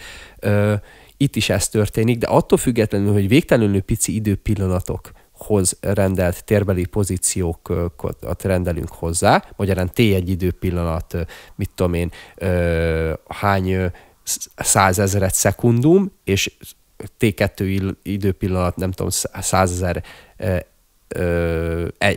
egyed szekundum, nagyon rövid az a két időpillanat közti távolság, nagyon pici a két mozgás állapot közti változás, két ugye kifeszített statikus képet észlelnénk, de hogy a két időpillanat között mi történik, arról a tudománynak fogalma sincsen. És hogy igen, ennyit akartam. Azt hiszem, Gergő, hogyha jól mondom, hogy egy szekundum alatt ilyen 25-60 képkockát szoktak pörgetni, hogy az emberi észlelés mozgásnak érzékelje. Igen, ezt most pont elfelejtettem, de így gondolkodtam rajta közben, én 24-5-re emlékszek körülbelül, és vannak olyan filmek, egyébként nagyon imádom is őket, amik pont, hogy erre játszanak rá, mert a 20-as években is van egy ilyen a Napóleon című film, 5,5 órás, nagyon durva korszakalkotó vágási technikát alkalmazott, és konkrétan úgy működik, hogy több kockát használ a film, mint amennyit észlelni képes az ember, és emiatt egy ilyen érzékek feletti, nem tudom, már érzékelhetetlen, de mégiscsak átélhető és felfogható dolog történik a szem előtt, és emiatt egy ilyen különleges élményt kölcsönöz. Na, ez nagyon érdekes. Akkor nyugodtan mondjad most a filmes dolgokat ehhez a mozgásos témához. Bocsi, még mielőtt így belevágnál így, amit az előbb a Robi elmondott matematizált formában, ezt én nem akartam itt az előbb felhozni, de lényegében igen, ez a magának a mi jelenlegi tudományunknak a korlátja. Tehát, hogy nem tudjuk egyszerűen, nem tudunk mozgással mit kezdeni, mint hogy az előbb elmondtam egy fizikai példával szemléltetve, mindenki bárki el tudja képzelni ezt magában. Ugyanezt csináljuk, hogy van egy, akkor kiegészíteném, tehát van egy mozgás, minek is nevezzük, nem fázis, hanem hogy mondjuk az adott objektum az milyen pályán halad. Tehát van erre egy mozgás kinetika, igen. És amikor behozod az időt, tehát hogy az időben hogyan mozog, akkor ez is megérne még egy misét, de akár több előadást is, hogy ezt boncolgassuk, hogy akkor mi az idő, meg annak az észlelése, stb. És amikor próbálod ezt leírni annak az objektumnak, akkor vegyük a golyó esetét. Tehát eddig csak azt mondtam, hogy ott a golyó elmegy előtted, elsuhan. Nem tudsz vele mit kezdeni. Aztán mégis kell vele valamit kezdened, hogy az a golyó, hogyha mozog, hogyha azt látod, hogy nem is egyenes, tehát nem is biztos, hogy egyenes vonalon halad, nem is biztos, hogy minden pillanatban ugyanazzal a sebességgel halad. Tehát akkor gyorsulás, vagy éppen lassul, vagy gyorsul, ezt is szeretnéd leírni. Jó, hogyha nem egyenes pályán halad, akkor megint szükséged van valamire, amivel leírod azt, hogy milyen pályán halad. Ezekre vannak bizonyos modellek a matematikában, amik alkalmasak, hogy leírd. Ehhez már szükséged van az időre, hogy akkor az időben is le tud írni. Tehát, hogyha megvan ez a függvényed, ami a pályára vonatkozik, meg ami a golyó mozgására vonatkozik, akkor fel tudod használni, matematikai modelleket tudsz felhasználni, amiknek a megoldásával tudod ezeket az időben leírni. És a Robi ezt kezdte el itt az előbb mondani, nagyon helyesen, hogy matematikailag úgy van ez megoldva, hogy ha megvan a függvényed a pályamozgásra, hogy a pályán való mozgásra, akkor a függvényt úgy fogod fel, hogy két adott időpillanat alatt, tehát a pályán, akkor pálya adott részén mennyit halad. És mivel akkor most úgy képzeljük el, hogy most ott a golyó, egyik időpillanatban itt van, másik időpillanatban odébb van, harmadik időpillanatban megint odébb van, de hogy a kettő között éppen hogyan haladt, azt nem tudod megmondani. Mi van akkor, hogyha mondjuk két időpillanat között, most legyünk exaktak, van egy másodperc alatt itt van, következő másodpercben meg odébb van mondjuk egy méterrel, és mi van akkor, hogy a két időpillanat között mondjuk fél másodperckor meg valami totál más helyen van. Tehát nem a kettő közötti úton, hanem valami egy teljesen mondjuk 10 kilométerre odébb. Lehetséges-e? És ezért fontos az, hogy minél kisebb időpillanatokat vegyünk, de a mi tudományunk nem képes arra, hogy ez tényleg úgy írja le, hogy minden egyes időpillanatot, ami létezik, ugye, ha létezik, feltárjon és megvizsgáljon, és ezért létrehozta ezt, hogy minél kisebb kis időszakaszok alatt nézzük meg, hogy mennyit moccanhat meg az a golyó annak az ismeretéből, hogy tudjuk, hogy hogyan mozoghat, vagy hogyan fog mozogni. És hát ez a mozgásnak így a korlátossága, a mi felfogó képességünk, meg a mi modellünk, amit létrehoztunk, annak a korlátja maga. Ezt csak egy kiegészítés gyanán gondoltam, mert így belekezdtél, nem akartam ebbe belekezdeni pont azért, mert ez egy borzasztó nagy téma, de akkor így ha nem gond, akkor kicsit próbáltam érthetőbbé tenni, hogy miért is kapcsolódott ez ide, így magába a mozgás ábrázolásával és észlelésével kapcsolatban. Köszi Bálint, szerintem, vagy nekem legalábbis nagyon érdekes volt, és szerintem tök fontos, mert hogy hát most, hogy a mozgásról ne beszéljünk, és úgy beszéljünk a filmről, ez számomra elképzelhetetlen, főleg spirituális és szellemi szempontból. Na Gergő, akkor tiéd a pálya, a mozgáspálya, meg a mikrofon is. Jó, kezdem azzal, hogy a film az ugye, mint ahogy sok művészeti ág, egy közvetítő eszköz, viszont az is fontos emellett, hogy közvetít gondolatokat, de vannak olyan mediális sajátosságai, ami miatt gyakorlatilag a filmek témája is kicsit úgymond adott lesz, tehát most nem véletlen, hogy olyan filmek készülnek, ami pont, hogy a mozgást tematizálják, vagy a mozgást használják, és ugye ez mediális sajátosság, mert hát nehezebb lefesteni egy mozgást, vagy pont, hogy ha készítesz egy képet a mozgásról, akkor az pont, hogy úgy fog kinézni, hogy arra a pillanatra koncentrálsz, amikor látható valamilyen szinten, hogy nem éppen egy pillanatban, egy megállított pillanatról készítettél egy képet. És most egy példaképpen mondom, a Jordan Peele-nek volt tavaly a Nem című filmje, ami arról szólt, hogy kicsit volt benne egy ilyen művészies szál is, hogy egy jó kis gondolat benne, hogy háromféle embertípust írt bele a filmbe, az egyik, aki el szeretné adni a lefényképezés pillanatát, a másik, aki egy ilyen hatalmas művészi gondolkodó, és ő azt mondja, hogy én meg szeretném tapasztalni azt, amit nem lehet már lefotózni, azt a fajta mozgást, és volt egy harmadik típus, aki csak le akarta fotózni, mert számára fontos volt az, hogy hogyan jut el a fotózás pillanatáig. Egy UFO-ról van szó, és annyit elspoilereznék belőle, ez nem sok egyébként, hogy hogy a legutóbbi karaktereknek sikerült, mert ők úgy csinálták, hogy ezt az UFO-t, mivel ők lovakkal dolgoztak napi szinten, ők meg akarták érteni. És azáltal, hogy kiismerték és megértették, és rájöttek, hogy az nem biztos, hogy egy gép, hanem egy élő organizmus, ezáltal kiismerték és rájöttek, hogy lehetséges ez. Itt hoznék egy idézetet Bíró Ivettől. Az igazi változást, a forradalmat a film eszközeinek a mozgatása hozta meg. A mozgó képrendszer, a mozgó kamera és a mozgó fényárnyék. Ezzel a mozgékonysággal a film képessé vált arra, hogy a valóságot ne csak mechanikusan tükrözze, hanem önállóan és alkotóan formálja, művészileg értelmezze. Szerintem ez így teljesen jól leírja a filmet és a film és a mozgás viszonyát. A film az a médium és művészeti eszköz, ami gyakorlatilag felveszi a mozgást, és ábrázolja a mozgást, és ami önmagában létrehozza a mozgást. És szerintem ez a kulcs ebből a szempontból.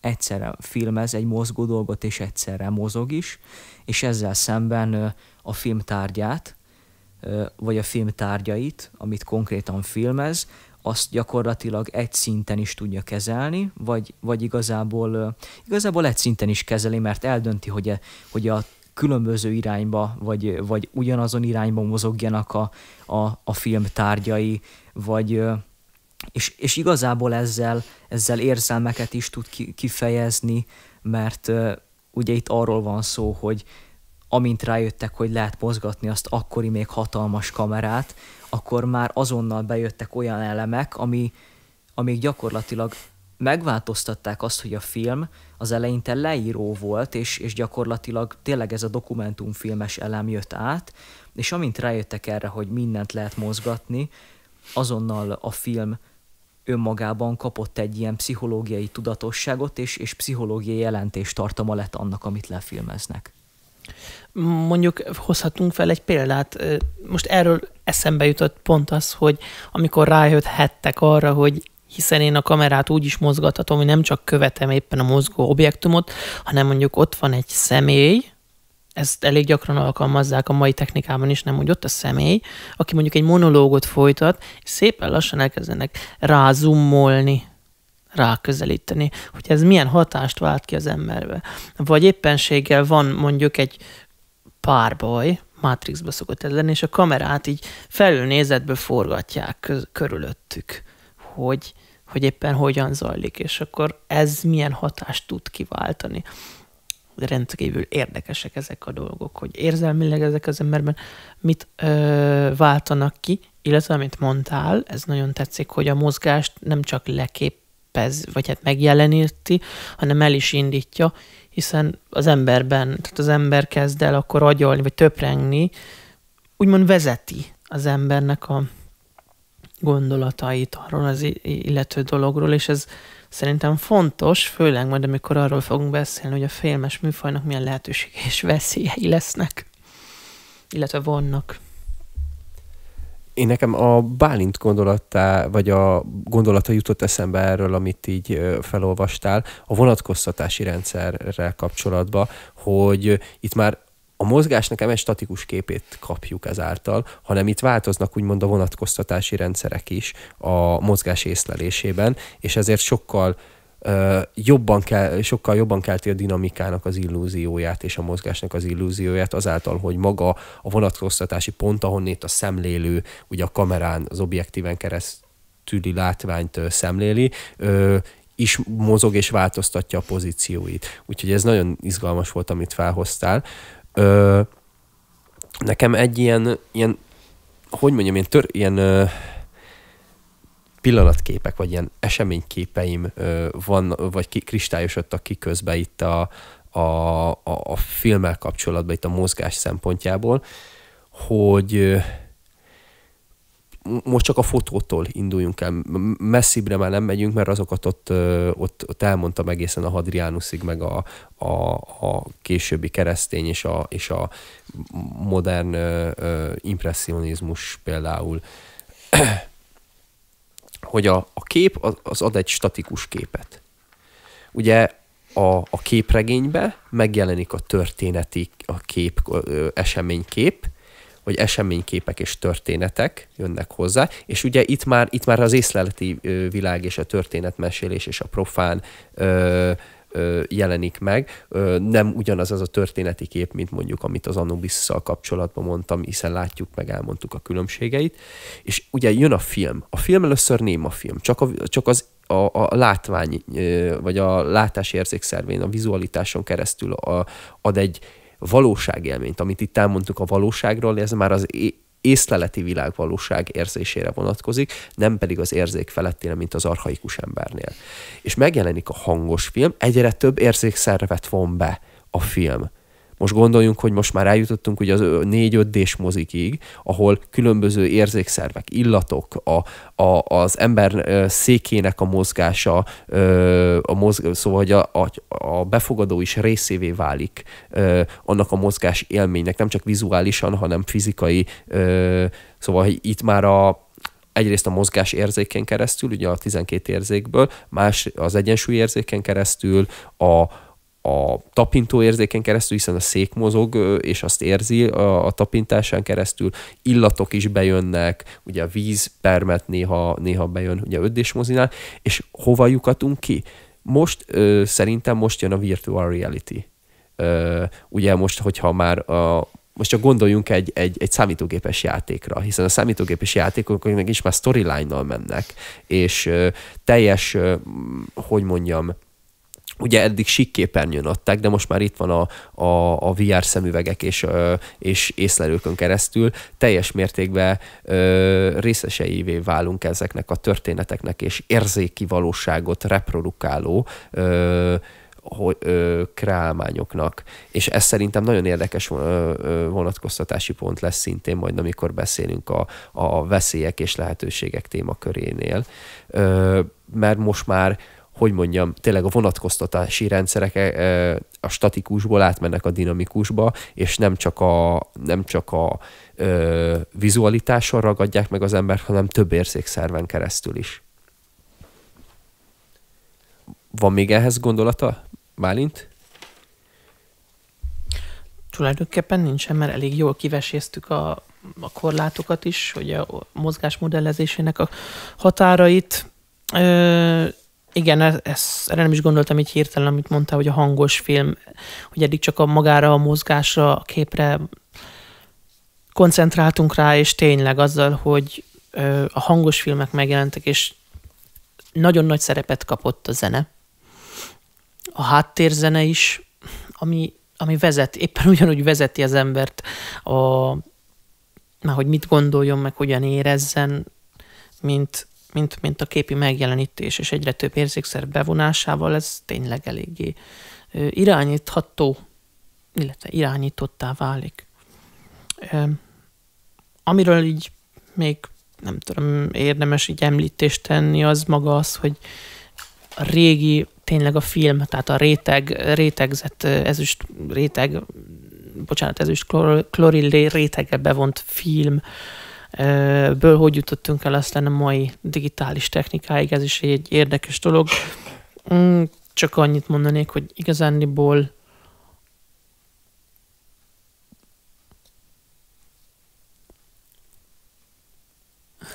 tudom, ezt át kell gondolni, ezt vágjuk ki. Jó, hát akkor ezt majd megoldjuk. Szóval, Gergő, neked még van ide vonatkozóan gondolatod a mozgásos témakörhöz? A mozgásoshoz nem feltétlen, de még ahhoz még hozzászólnék esetleg, hogy a hangos film, hogy itt behoztad a virtuális valóságot, és az ilyen szintű változások, azok nagyon érdekesen jelennek meg úgy összességében a társadalomban is, meg önmagában a bizonyos szakmai területeken is. Amikor megjelent a hangos film, akkor a jazzénekes ugye mondta, hogy még nem hallottatok semmit se szinte, valami hasonlót, és sokan azt mondták, egyébként híres rendezők is, például Chaplin, hogy bejön a hang, vége lesz a filmművészetnek, mert ez a kreativitás hiányához fog vezetni, hogy nem kreatív dolgok fognak születni, hanem valamilyen leegyszerűsítés fogja leuralni a filmművészetet, és hát Chaplin meg ugye jóval később meg elkészítette az egyik legjobb filmét hangos filmben, a Diktátor című filmet, ami gyakorlatilag nagyon sok ideig néma, aztán a végén egy olyan filmtörténeti monológot rak bele a Chaplin, ami így igazolja, hogy ő tévedett is szinte, meg hát azért vannak példák, hogy az egyik legjobb példa az Egy város keresi a gyilkost, ez egy német expresszionista jellegű film, és itt ugye az van, hogy ez 33-ban a hangos filmváltás korai időszakán készült, inkább már nem annyira korai, de itt arról van szó, hogy a gyilkost, akit keresni kell, na most őt egy hangjelzés alapján, egy fütyülés alapján kéne megtalálni, és gyakorlatilag ez adja azt az információ többletet, ami egy kreatív beágyazása a hangnak, és innentől kezdve már jön a hang, és hát ugye mégiscsak sokan gondolták előtte azt, hogy ez mennyire borzasztó lesz. Nem olyan biztos, hogy ezek a változások annyira borzasztóak. Közben eszembe jutott, hogy mit akartam mondani, az előbb a digitalizálódással kapcsolatban. Hát pont azt, hogy jutottunk el a mai állapotig, hogy fogod a mobiltelefonodat, az okostelefonodat, és filmezni tudsz vele, és olyan minőségben is, tehát felbontás tekintetében is nagyon jó minőség, hang szempontjából is nagyon jó minőségű, akár filmet is tudnál vele készíteni. Hogy amikor ugye kezdetben voltak tényleg az ezüst kolloidos filmek, és azokat tényleg föl kellett rakni egy bazi nagy tekercsre, és azt forgatni kellett, meg volt annak, hogy milyen sebességgel kell forgatni, hogy mennyi ideig lehet nyitva az objektív fölött a záró, tehát ami a fényt ugye nem engedi be, illetve ha azt ki van nyitva, akkor beengedi. Ezeknek mind meg volt a technikája, és nagyon drága mulatság volt, hogyha sokat bakiztak. Tehát ott az volt, hogyha elforgattak ki tudja hány métert, és akkor derült ki, hogy nem volt jó, akkor óriási pénzeket kellett kifizetni egy újabb tekercsért, hogy azt megszerezzék, újra leforgassák, tehát nem lehetett sokat hibázni, mert ez baromi drága volt a filmiparnak. És hát később, ahogyan egyre inkább nagyobb teret nyert a számítástechnika és a komputerek, a digitális lét, ugyanúgy a digitális formában, ahogyan a hangokat megtanulták szintetizálni, illetve képeket megtanulták átvinni számítógépre, úgy jött be ez is, hogy lehetne akkor a képeket tényleg minél nagyobb minőségben, jobb minőségben megjeleníteni számítógépes monitoron. Hogy lehet az egész filmipart digitalizálni.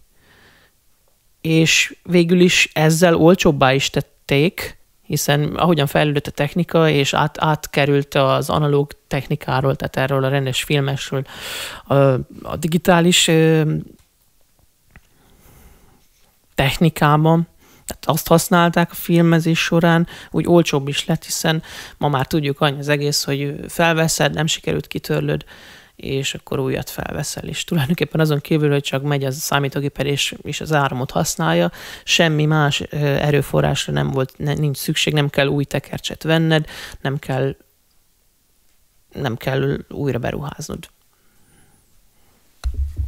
Ja, és ezek a beruházások mehettek máshova, ugye technológiai fejlesztésekbe. Akkor folytatjuk az utolsó témánkkal, ami a mítoszról, mint filmes előzményről szólna. Mielőtt hozzákezdenénk, egy kicsit az őskép fogalmát szeretném tisztába tenni. Ezt így maga az adás alatt jutott eszembe, mert kétféleképpen használjuk szerintem ezt a szót itt most magunk között. Egyrészt gondolunk ősképre, mint arra az ábrázolt, megjelent jelképre, mondjuk itt a gyermekrajzokban, vagy magukban az archaikus népeknek az ábrázolásaiban, amik egy olyan jelentés forráshoz vezetnek minket, aminek az ábrázolását szándékozzák megcélozni. Na, ezt a kettőt válasszuk szerintem külön, mert ősképnek szokták, például ősképnek használják mondjuk a Pap Gáborék, vagy a Molnár V. Józsefék a saját munkásságukban, az előbbit, amire utaltam, magukat az ábrázolt jelképeket, amik utalnak ezekre az ősi jelentésekre, de őskép kifejezést használjuk arra is, és itt kifejezetten, amit idézetet fogok olvasni, ott inkább erre vonatkozik, arra a nem érzeti világban megjelenő, hanem az ember érzékfeletti világában észlelhető jelentés, a jelentések forrásának a belső, egyfajta mondjuk úgy vizualitás felettiségének a megtapasztalása. Magyarán mondok erre egy példát, hogy érzékeljük, nem a kanalat, a kanál a képe valaminek, nem a kanalat, hanem a kanalazás idáját, amiből a kanál mint találmány, mint érzékelhető valami megszületett, tapasztalom. A kanalazás idája az érzékfeletti őskép, és mondjuk ezzel szemben mondjuk mondjuk egy érzékelhető, vagy ábrázolt őskép mondjuk a kör benne lévő ponttal, ami mondjuk a naptól, a világon, a teremtésen keresztül rengeteg jelentés réteget magában hordoz, mint ábrázolási jelkép. Értjük a kettő közti különbséget? Ezt akartam itt tisztába tenni, mielőtt belemegyünk, és akkor, hogy a mítoszok és az őskép vonatkozásában is egy kicsit az archaikus embernek a lelki életéről mondanék egy rövid, hát jó, nem rövid, ezt már tudjuk, ez csak mém, hogy tőlem rövid idézetet, mert nagyon pontosan leírja azt a tudati helyzetet, amiből a mítosz született, mint olyan. És ennek a tudati helyzetnek a rögzítése és szemlélése elkerülhetetlen ahhoz, hogy helyesen szemléljük az akkori mítoszt, és majd a következő adásunk elején a jelenkorainknak a mítoszát. Szóval ez az idézet Rudolf Steiner a Filozófia rejtélyei című könyvéből származik. A korábbi korok embere még nem választja külön a saját emberi lelke átélését a természeti élettől. Nem érzi úgy, hogy sajátos lényként állna a természet mellett. Épp úgy éli meg magát a természetben, ahogy átéli benne a villámlást és a mennydörgést, a felhők vonulását, a csillagok járását, a növények növekedését. Ami a saját testén a kezét mozgatja, ami a lábát a földre helyezi, és lépésre bírja, az a történelem előtti ember számára a kozmikus erőknek ahhoz a régiójához tartozik, amelyek előidézik a villámlást, a felhővonulást is, és minden külső eseményt. Amit ez az ember érez, az így fogalmazható meg. Valami kiváltja a villámlást, az égdörgést, az esőt, mozgatja a kezemet, előre lépteti a lábamat, végzi bennem a légzést, elfordítja a fejem. Ha az ilyen megismerést érzékeltetni akarjuk, olyan szavakat kell használnunk, amelyek első pillantásra túlzónak tűnhetnek, de csak is a látszólag túlzó kifejezés révén érezhetünk rá teljesen arra, hogy miről is van szó. Az itt jellemzett világképpen rendelkező ember a földre hulló esőben olyan erő működését érzi, amelyet manapság szellemnek kell neveznünk, és valami ahhoz hasonló, amit akkor érez, amikor belefog valamilyen személyes tevékenységbe. Máshol folytatódik az idézet.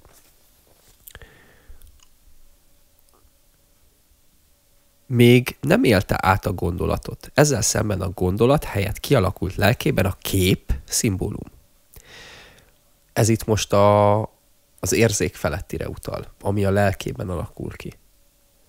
A kanalazás, nem a kanál. Az emberiség fejlődésének megfigyelése visszavezet bennünket abba a korba,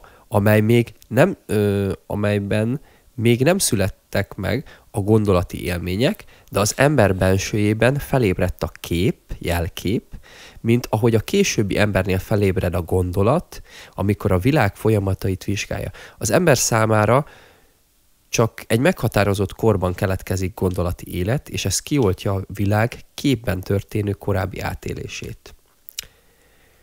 A gondolat az igazság eszközeként jelenik meg. Benne azonban a régi képátélésnek csak az egyik ága él tovább, amely a mítoszban teremtette meg a maga kifejeződését. A kiváló képátélés, bár elhalványult alakjában, egy másik ágban, a fantázia, a költészet alkotásában él tovább. A költői képzelet és a gondolati világszemlélet, ugye amiről az elejéről beszéltem, az őskép szétválásánál, ugyanannak az anyának a két gyermek, az ősi kép átélésé, amit nem szabad összetévesztenünk a költői képzelettel. A lényeg, amiről itt szó van, az ember finomabb szervezetének átalakulása. Ezt idézte elő a gondolkodást. A művészetben, a költészetben természetesen nem a gondolat, mint olyan hat, a kép hat tovább. Igen, ez lenne a bevezetésünk az ősképen keresztül ugye a mítoszok világába.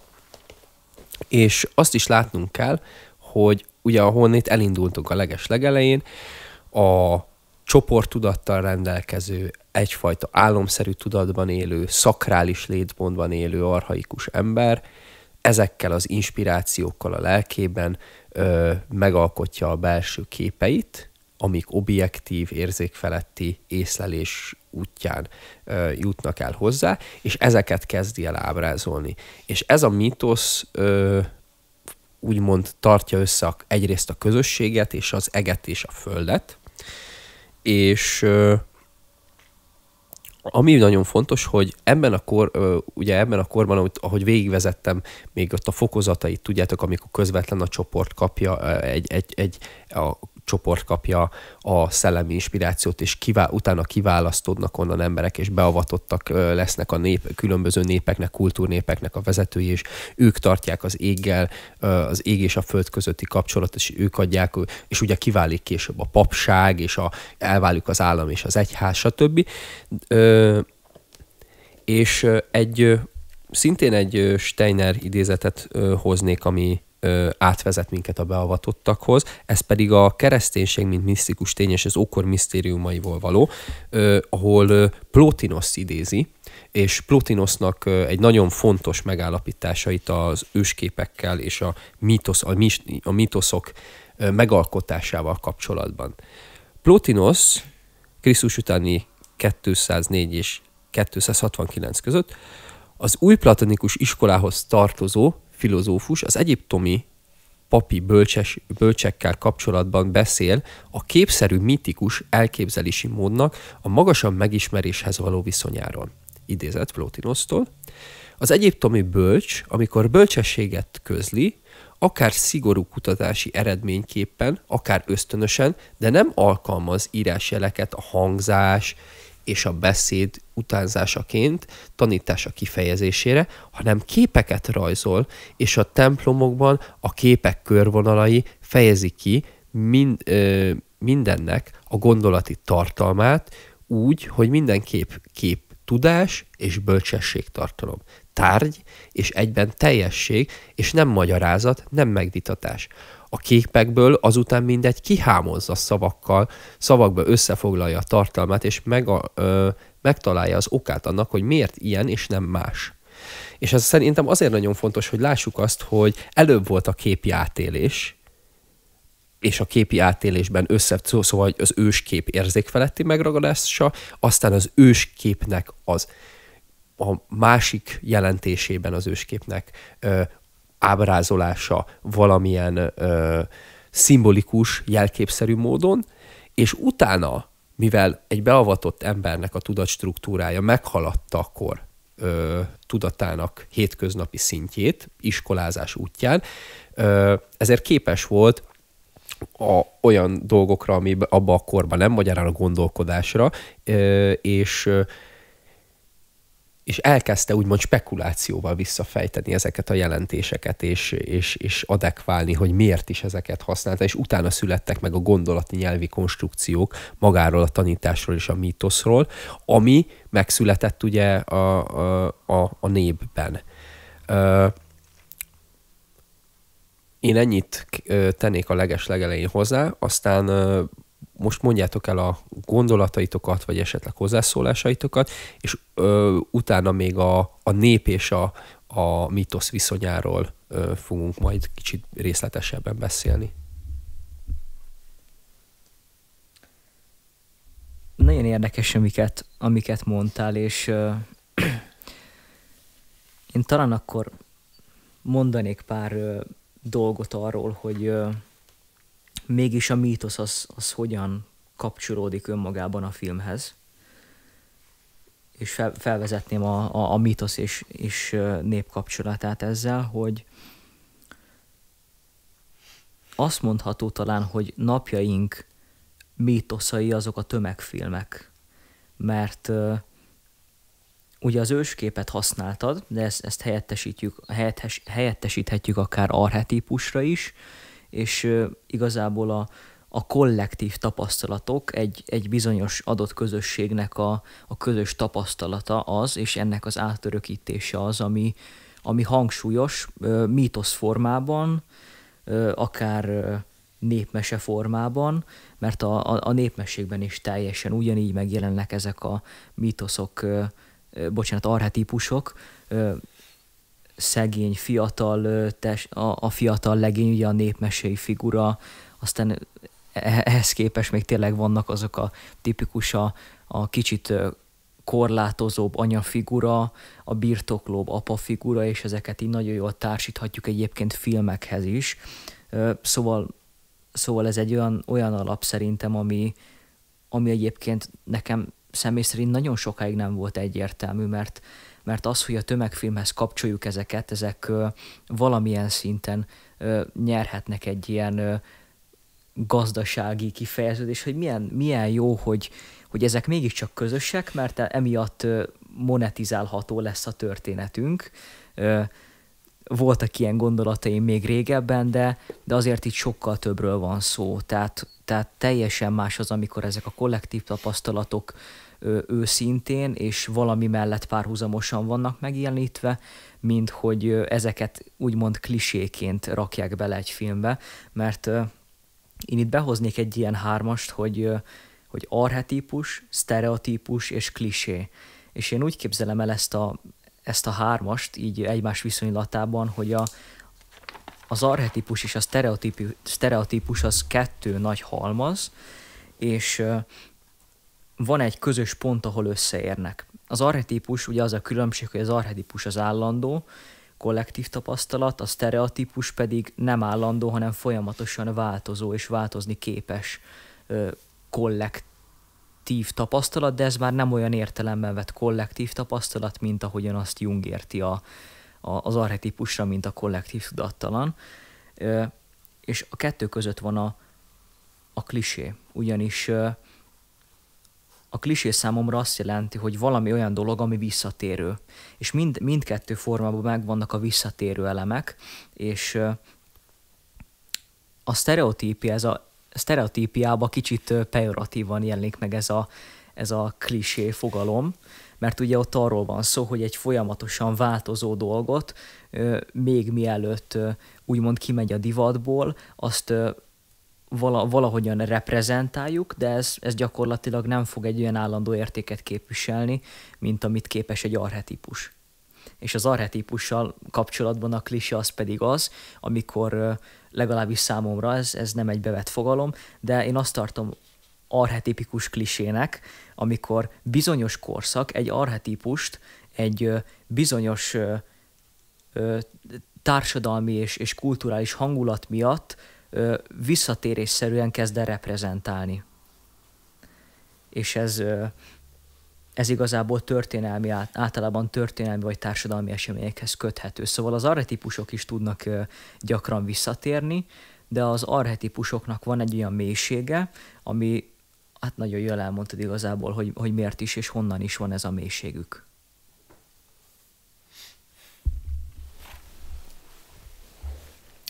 Tetszik ez a hármasság, ez az archetípus, sztereotípus, illetve klisé, és nekem egészen másképp rajzolódik ki így a hármasság, mint ahogyan te ezt így elmondtad.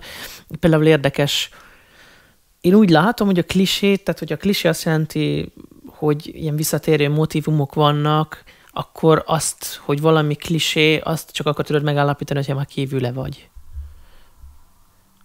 Tehát most egy konkrét eset, hogy ha ott van mondjuk az ókori Róma, és állandóan mondjuk az istenek életét próbálták bemutatni, nekik ez nem, visszatérő motívum, csak lehet, hogy mondjuk azért mondom azt, hogy ez klisés, mert a mai értelmezésben szoktuk a klisét úgy alkalmazni, hogy igen, ezt már hallottuk, igen, ez egy ugyanolyan történet, mint mondjuk a szappanoperáknál, ugye ugyanazok történnek, már előre meg tudod mondani, hogy mi fog történni, és csak azért tudom ezt mondani, hogy ezek klisék, mert kívül helyezkedek el, és látom ugyanazt a motívumot újra és újra visszatérni. De mondjuk, aki meg benne van, mint például ott az ókori Rómában a színészek, meg a nézők, akkor lehet, hogy ők nekik ez mint mondjuk azok, akik sorozatfüggők szintén, azoknak is semmi olyasmi nincsen, mert nem veszik észre, mert mondjuk ők benne vannak.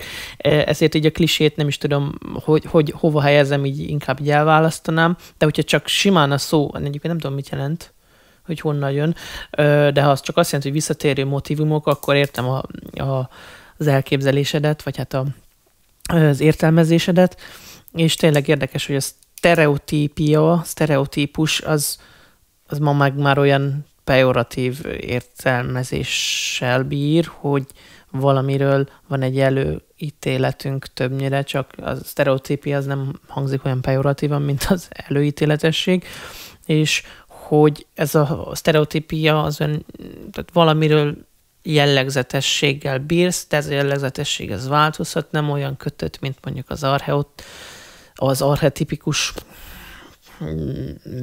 jellegzetességek, amik ugye az ősképből erednek. Bár én azt is mondanám, hozzátenném, hogy az archetipusoknál is, tehát ott amik az ősképből eredeznek, azok sem teljesen állandók, hiszen ahogy mondtad, hogy a kollektív tudatban gyökereznek, a kollektív tudatot meg mindig táplálja az újabb és újabb tapasztalás. Tehát a lényegében az is változik, csak nem úgy, mint mondjuk a sztereotípus. Ja. Igen, annyival bevédeném a klisémet, hogy ezt érthetjük sablonnak is. Ja.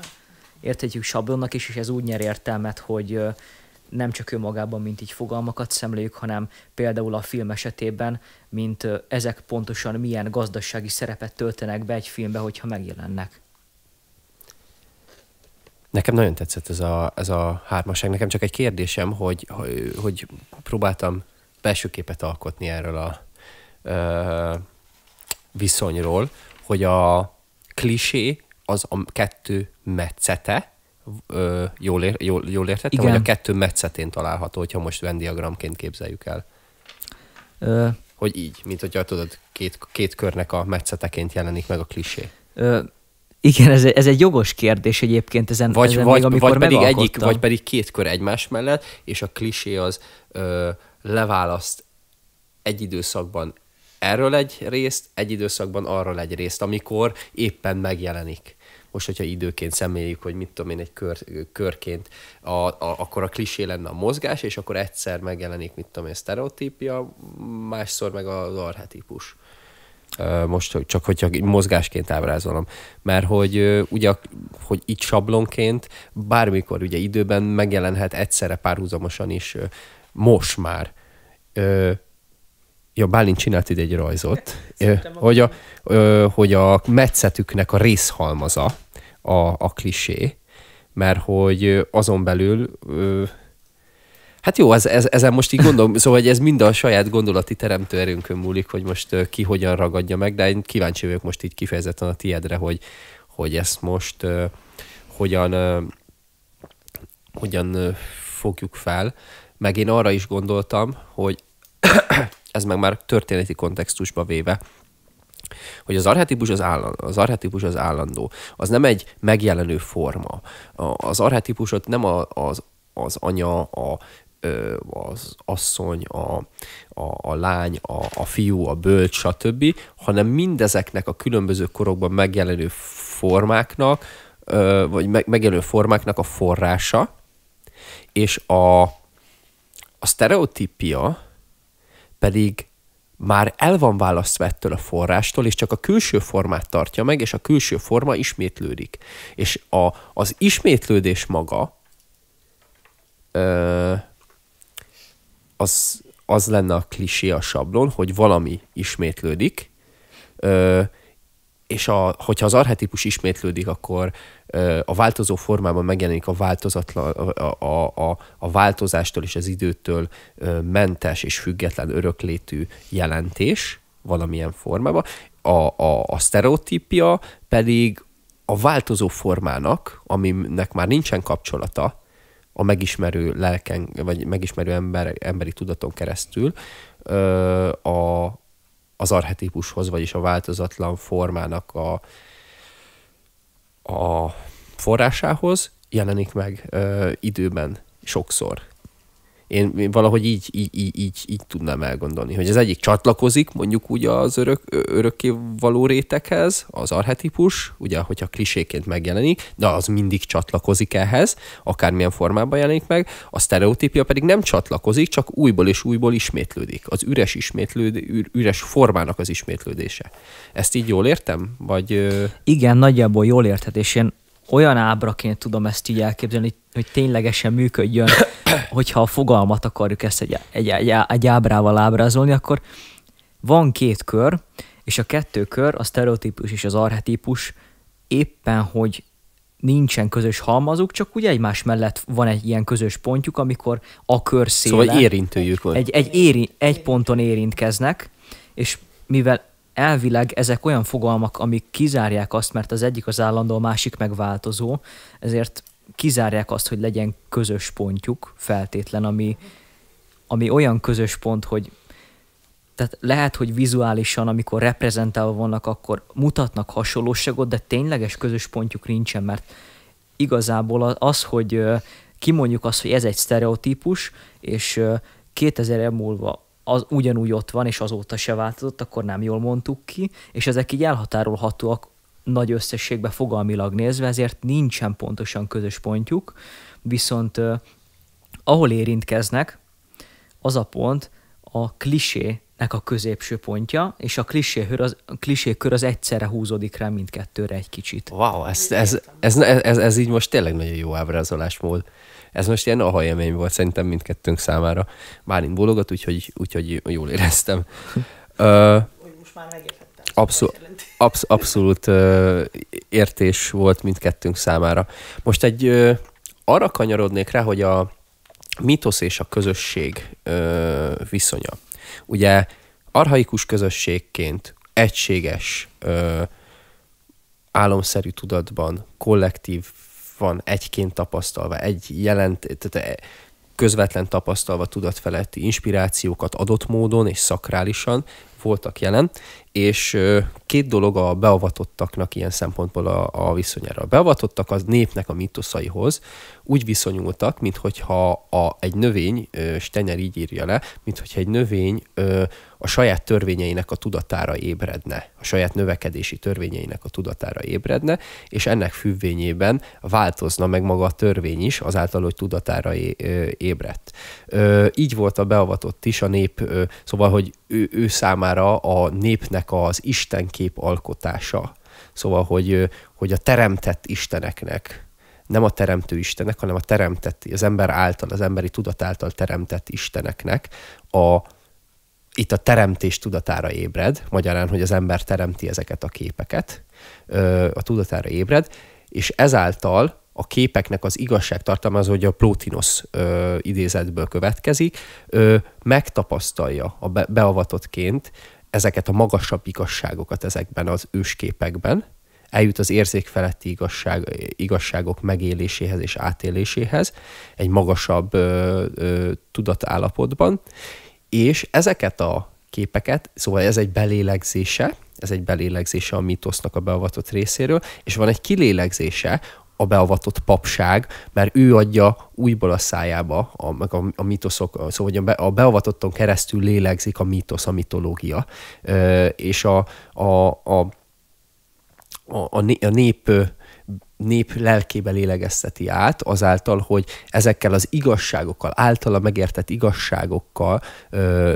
igazságokat sűríti újból képekbe és képrendszerekbe, mitológiába, a beavatott jelképekbe, ezeket a belső általa megélt igazságokat, és a nép lelkébe az adott kornak megfelelően, mert abban a korban képi tudat volt ilyen szempontból, megfelelő módon elülteti a lelkében ezeket az igazságokat, és ezek az emberiség fejlődése szempontjából fontos lelki hatásként jelentek meg az ember életében. Magyarán most, hogyha egy ilyen szemléletes példát kéne mondanom, olyan hatással van rá, mint a locsolás a növényi magra. Táplálékot és energiát és fejlődési potenciált, lehetőséget ad neki. Így hatott a mítosz az akkori közösségre a beavatottak által, meg magára a beavatott lelkére is, hisz a beavatott az igazság forrásához jutott el azoknak a képeknek ken keresztül, amit a nép alkotott meg magának, és ő újra alkotta ezeket. Szóval ennyit az archaikus részéről a dolognak. Ha ehhez a közösség és a nép és a mítosz viszonyához vannak így gondolataitok, és akkor ez lenne az utolsó témakör, mielőtt lezárnánk ezt az adást.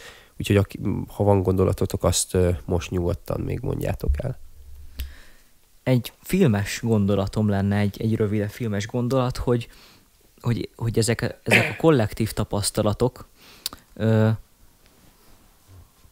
hát ezek ugye jelenleg, így ahogy a hasonlat alapján, hogy a jelenlegi kor mítosza a tömegfilm, a műfaji film, ezáltal igazság szerint ebbe a nagy individualizációba, amikor az emberek elmennek moziba, és elmennek egy ilyen tömegfilmre, mert ugye, hogyha nézzünk egy közös pontot, a mindenkinek bejövő film, amivel ha beülünk barátokként, nem tudom, mondjuk 5-en megnézni, akkor mind az 5-en legalábbis úgy jövünk ki, hogy ez mondjuk mindenkinek tetszett minimális szinten. Ezek egyfajta közös élményhez is társulnak, és igazság szerint, amikor én legalábbis úgy képzelem el, hogy régebben, amikor ezeket a mítoszokat hallgatták, vagy mondjuk népmesei formában mesélték egymásnak az emberek, akkor ugye az is egy közösségi élmény volt, viszont akkor a közösségi élménynek teljesen más volt a szerepe, mint a 21. század individuált egyéni embernek. És igazából ez jelenleg ugye nem sok más mellett egy összetartó erő, hanem egy kifejezetten különlegesen fontos összetartó erőként funkcionál, amikor úgy tekintünk rá, hogy a tömegfilmek és a műfaji filmek az archetipusoknak a reprezentálása. Szerintem ez zseniális átvezetés lesz a következő részben hallható témához. Innét fogjuk folytatni a következő részben a tömegkultúra és a mítoszok viszonyával, és újabb szempontokat fogunk hozni nektek. Nagyon szépen köszönjük a figyelmet, köszönjük Gergőnek, hogy itt volt velünk. Ez volt az Ébredj Szellemi Műhely első filmes rovatának adása. Köszönjük, hogy itt voltatok. Sziasztok! Sziasztok! Sziasztok!